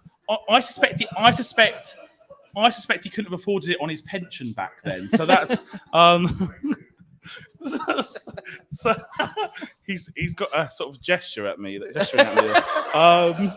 We'll keep that off screen so that any kids watching. And I mean, the other thing that the Tolkien Society fundamentally enables you to do is to meet other people like you. Yes. So both at Oxonmoot and at online opportunities, we're going to be announcing in the next couple of months a sort of a new project we're doing in terms of online events, which is going to be really, really exciting. It's going to mean that people are going to be able to meet more Tolkien people like them in their areas, which is fab, isn't it? Just yes. I mean, oh my gosh, and that's the difference, right? Is just being able to find people who think like you think, or like just understand this stuff, and able to make jokes about Tolkien's works, no matter how bad they are, right?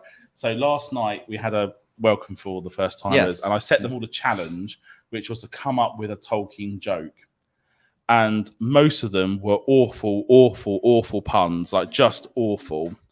But my favourite one was, imagine Matt in Lake Town, Smaug's come down, he's dead, destroyed the town. Yeah. You walk into the local tavern, landlord, the bloke behind the bar, says, "You've wrecked this town. I'm furious with you. You are barred." I kind of like that one. Yeah, I actually got. There was a groan in the room, but I was like, you were like, I kind of like it. Yeah. But you get to meet people that come up with jokes like that. Yes. That's invaluable right there. So folks, if you're interested, obviously we've got the link there in the chat.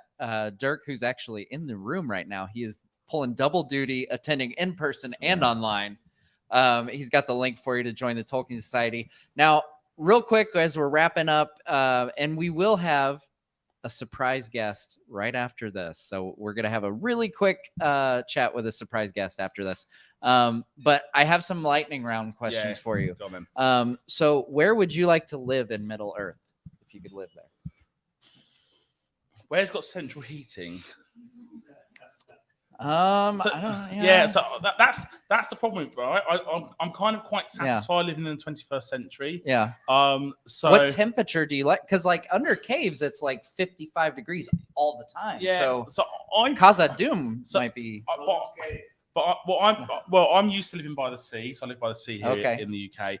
So I'd probably pick somewhere further south by the sea, so maybe like Dol Amroth, somewhere like that. Okay, nice. What is your favorite Tolkien character? Fingolfin. That's a good one. Yeah, so I like that. I basically like how he dies. Fundamentally, I mean, he's everything before then. I'm kind of willing to forgive him. I'm kind of willing to forgive just because he challenges Morgoth in Single Planet, and Morgoth came. Yeah, and that sentence in the Silmarillion always gives me even now goosebumps. Yeah, because it's just the start of that paragraph, and Morgoth came. Yeah, and that is why I love Fingolfin. That's a good answer. Now, what is your it's favorite? The best answer. Is it better than all the other guests? I don't know. That you're really pushing it on this. What is your favorite Tolkien book? So, if it's within the Legendarium, it'd be the Silmarillion. Okay. If it's kind of extra books, I'll tell you what, the Nature of Middle-earth is coming up there for me. It's every time I'm reading that's coming. It's sort of increasing up. It's just a treasure trove of little bits of information. And it has dancing bears. It's got everything. I mean, but outside of Middle-earth completely, Roverandom. And if there's anything I would like us all to do, it's all appreciate Roverandom more. I love Roverandom. I think it's brilliant. I think it's a fantastic children's story. I think it's got a brilliant sense of Tolkien's creativity about it. And I personally believe it would make a fantastic adaptation. I think it would make a brilliant theatre production with puppets. I can see Rover as a puppet, and I think it'd be fab. But also as an animated show, I think it'd be brilliant. Coming soon to the Story Museum. We need to get some permissions for that. But that one, Roverandom, is really underappreciated. Great. And then our new lightning round question that I'm going to keep sticking with. If you could cosplay, or if you were to cosplay as a Tolkien character, who would you pick? I mean, if you looked at me, I mean, I feel like I'm the Great Goblin at this point, but I mean, I would probably. Yeah, but I don't drink beer. There's probably somebody shouted Barliman. I don't drink beer, so that's the problem with me running a pub. Yeah, Bayonne maybe, because I can get quite angry at times about stuff. I suspect people would think I might be a bit of a bear when I'm a bit like that, and people feel a bit intimidated by me sometimes when I get a bit cross about things. Yeah, but Bayonne's probably a good shout actually. Nice. But I do like, in a weird way, I do like our Pharazôn. Because you just want to hit him. Yeah. Like, you just want to hit him. And I quite like characters like that. Yeah. It's a bit like Turin, right? Turin is, you are just like, his mother should have just given him a slap. Yeah. Right? And there's something about those characters that I find quite appealing. And our Pharazôn's in that category as well. From some of the looks here, I feel like they think that's a little on the nose that you would have this appeal toward people you just want to smack. Like I think like Alan's kind of like, yeah, that makes sense. Shaun, yeah. All right, what's your one? Who would you cosplay as? Well, I have done cosplay a couple times. I just at Comic-Con this year, I cosplayed as Tom Bombadil. Oh my god! So that was kind of fun. Oh my god! do you know I hate Tom Bombadil, don't you? Oh, I didn't know that. So this very nearly got me thrown out of the Tolkien Society, right? Oh. I cannot stand. You just hate fun. Is what it is. Yeah. I cannot stand the guy.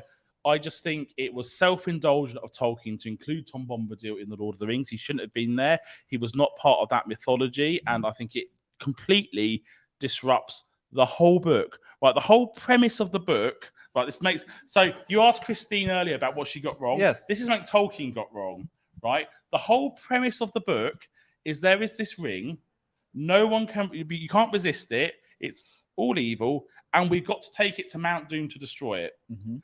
The first person they meet outside the Shire, the ring has no impact on at all, and Tolkien told us that Tom Bombadil could destroy it if he wanted to. Right, in one of the unpublished notes, it's there, right? In one of the History of Middle Earth, I can't remember which one it is. And the ring has no impact on him whatsoever. It completely undermines the story. It's a massive distraction. I honestly, if I could excise Tom Bombadil out of the Lord of the Rings, I could. I'm all right with. I mean, I don't love Tolkien's poetry, but I'm all right with the Adventures of Tom Bombadil. But honestly, I'm really, really very cross about this, and that's something Tolkien got wrong. He really, really did. So I'm really sorry to hear that you cosplayed a Tom Bombadil. Well, joining me for the last time, Shaun Gunner of the Tolkien Society. Wow. Other than that, so going back to the cosplay, if I had to answer one that I hadn't done, like I think it would be fun to dress up like Aragorn a little bit. Okay, you see yourself as a king, do you? I mean, I don't know. I could do the facial hair, like the short beard. The short beard. Of course, if we're going by the books, he doesn't have a beard, which would be even easier. I just shave and then advance. It is but amazing. I've got a little bit of that graying hair, that kind of works age-wise a little I can see bit. the grey hair, yeah. I mean, I think it's one of the things that's amazing about Tolkien artwork is how many characters get depicted with beards who don't have beards. Yes, yeah. Right? So one of the ones that, again, artwork that really irritates me, Turin with a beard.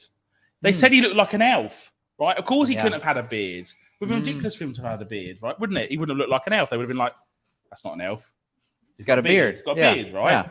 He's because back in the First Age, they probably were. We assume elves were not yet old enough to have beards, right? Presumably. Yeah.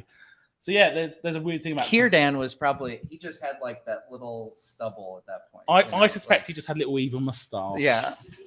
Like that preteen, like awkward phase of Círdan. Yeah, I mean, Tolkien doesn't give us enough information about elves' second puberty. Yes, but if only he had, we need Nature Middle Earth Part 2, where what was Círdan's little stubbly beard? Yes, we'll have to ask. Well, maybe I'll shoot Carl an email and say, like, did you leave this out of Nature Middle Earth? Like, is there a bit about Círdan's stubbly beard? We'll have to ask.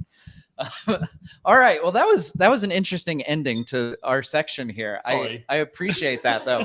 These are the kind of conversations that Oxonmoot is chock full of as we nerd out over Tolkien. And like Shaun said, it's such a lovely thing to come to something like this, and you're just in your element with your people, and no conversation is too nerdy or too deep into the lore.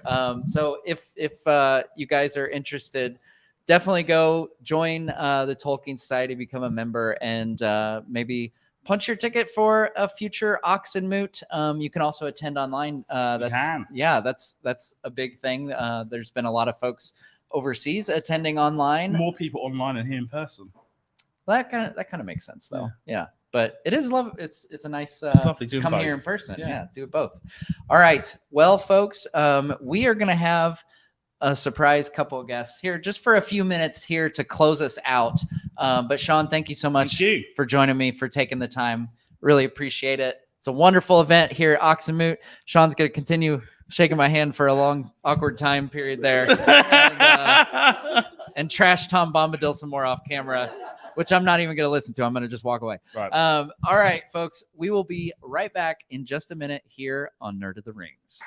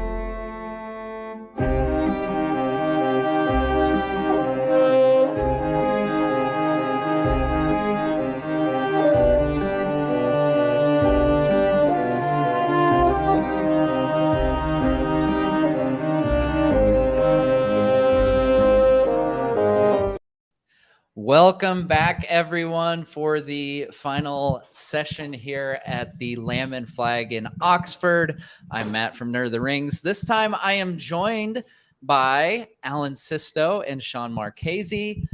You know them from the Prancing Pony podcast. Guys, you guys are the surprise guests here because I didn't originally plan for this, but then you guys reached out and I was like, let's hop on. Let's talk. Yeah, glad to be here. Thanks for making some time for us. So we appreciate it. You guys are neither one of you are first timers. I've been marked. Actually, no, Sean is. Sean is the first timer. Yeah, this is my first time in person. So I've gone online a couple of times. Yeah, which is great. I mean, for people who can't attend in person, the online option is a fantastic way to be connected. But this is my first time actually being here and only my second time in Oxford. So that's been really cool. Awesome. It's my fourth. I went in 2016, 2018, and then 21, and now here. Yeah, I wouldn't miss it for the world. It's great time. And you guys have gone to the next level where you've had your own moot. Oh yeah, yourselves. Yeah, the PPP like moot. That's a whole other level. It is. Yeah, and that was a lot of fun. Really cool to do a smaller scale thing like this, but very much with Oxonmoot and events like it as sort of our model, right? Oh, absolutely. And I mean, it may be small compared to this one, but this is an outsized Oxonmoot, and we had 150 people show up and about 200 online. That felt pretty good for a debut event. But yeah. And it was in Milwaukee, which I mean, I came and that's like enemy territory as a Cubs. I'm a Cubs fan, so like going to Milwaukee, I'm like, but it is the heart of Tolkiendom in America. It is. That's true. Yes, that's Marquette. Where the amazing manuscripts of Lord of the Rings and The Hobbit and a whole lot of other stuff that Tolkien wrote is actually there at their archives, which is why we had it there. And there was that really cool exhibit there. Yeah, they had a wonderful exhibit, the art of the manuscript, and they sell the books that show you, all the and every exhibit that was on display is in the book. Yes. So if you get the book, you're going to see all the manuscripts that were available. I don't know if my mods will be able to finagle that link, but if you can, drop that in there. But yeah, that's on the Marquette website. If you guys want to see what we saw at the Prancing Pony Moot, it's a phenomenal book.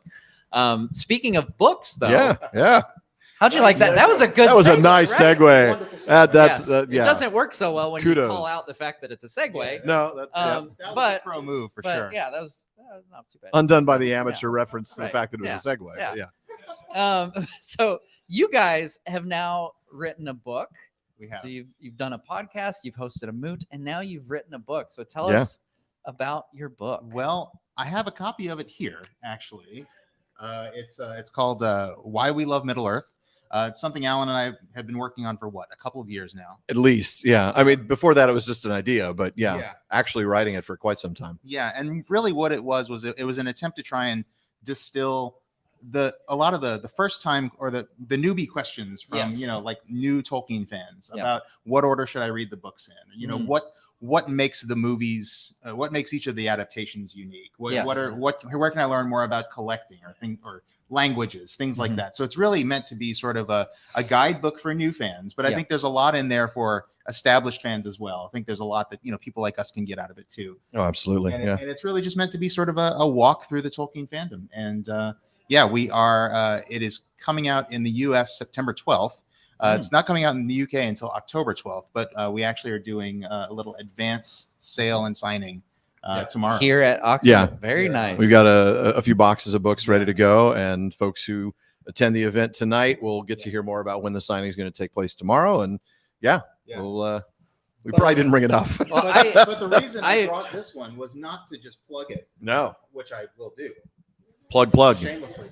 But also because we wanted to present you with the first signed copy. Oh my goodness. Of our book, which we are going to sign for you right now on camera. If that's cool. That is amazing. Right. Thank you so much.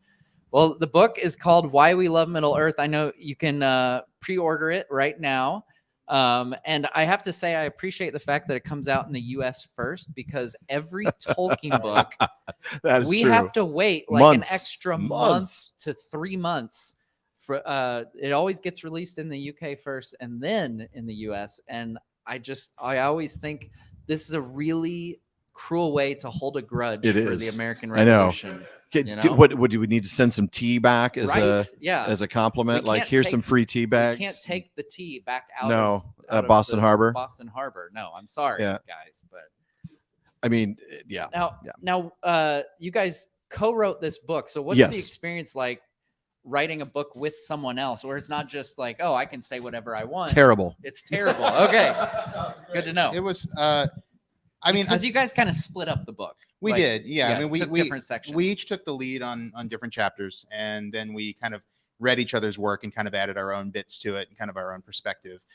We've been doing the podcast together for so long that it just felt natural. Yeah. I mean, we've gotten pretty good at writing in a voice that works for both of us, I think. And so it just kind of felt natural. Yeah.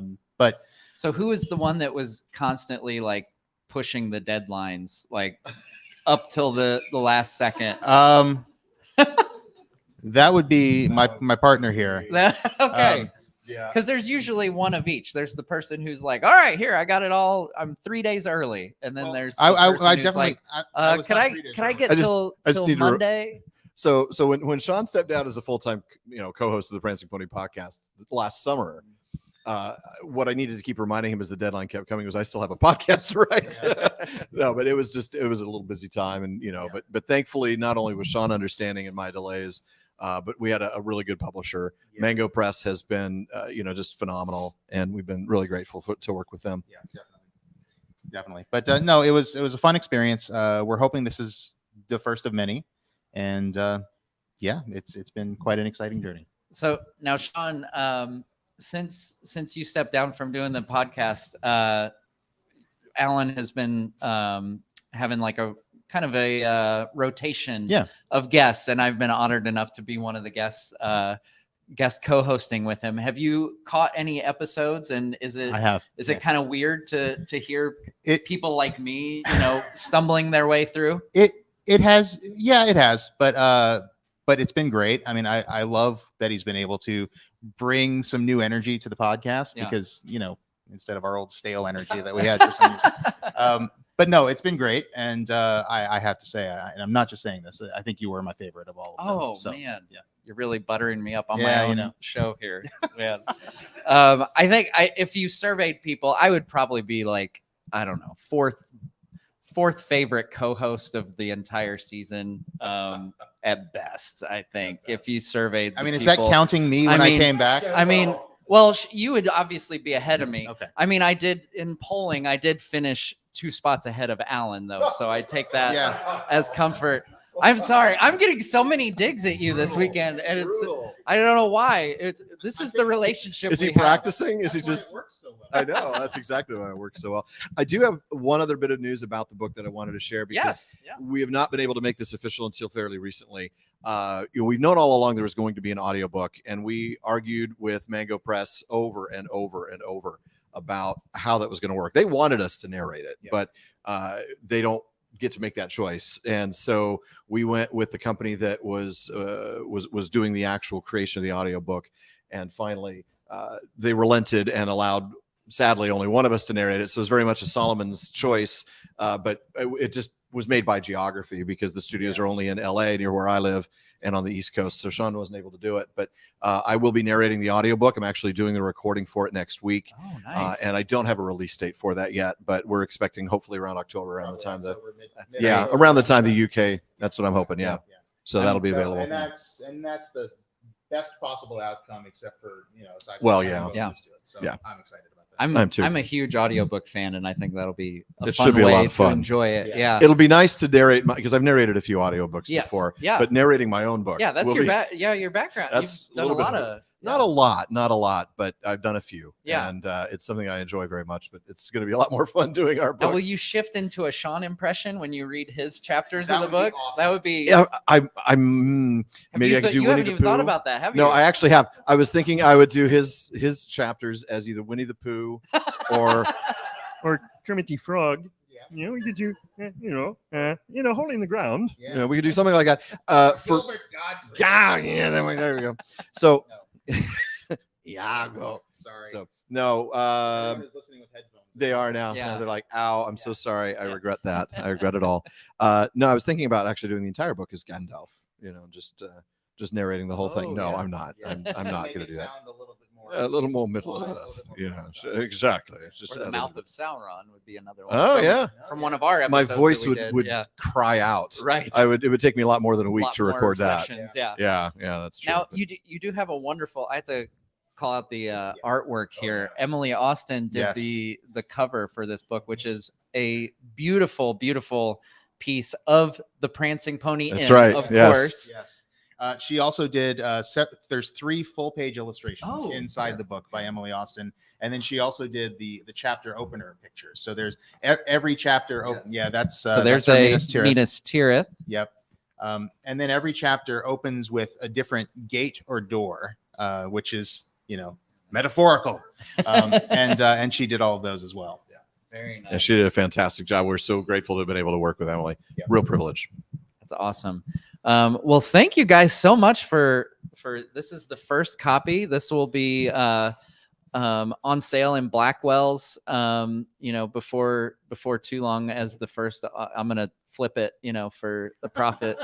I saw a first That's why we wrote your name in it. A first edition Hobbit was in there, and I looked at the price tag and 60,000 pounds. I was like, oh well, I Our book's a bargain. At least 30,000 pounds. At least half of that for this. Hold on to it for 40 years. 40 years, yes. I knew him when. Yeah, then it'll be worth like £2. Yeah, it'll double in price. Yeah, by then. Oh my gosh, 1.2%. Well, there it is, guys. Why We Love Middle Earth. Pre-order yours. We've got the link in the chat here by our wonderful moderator team. And thank you to the moderators who've been hanging out with us. Some of them over in the US, which it is ridiculously early over. We started at 3:30, I believe it was something like that. That would have been like 3:30, on the West Coast. 2:30 your time. Yeah, California. Yeah, so shout out to the big time. Thank you. I always feel bad because some of my European friends on here always say you start so late at night because I broadcast from the US. Well, now it's the other way around. So yeah. Finally, Dirk is very excited. He's well rested. This is his best moderating he's ever done because he's so well rested right now. But the book is Why We Love Middle Earth. And of course, go back and listen. Prancing Pony podcast, one of the best podcasts you could ever listen to on the works of Tolkien. You guys, it's such a wonderful pace. I feel like, it's a few, 3 to 5-ish episodes per chapter of the books.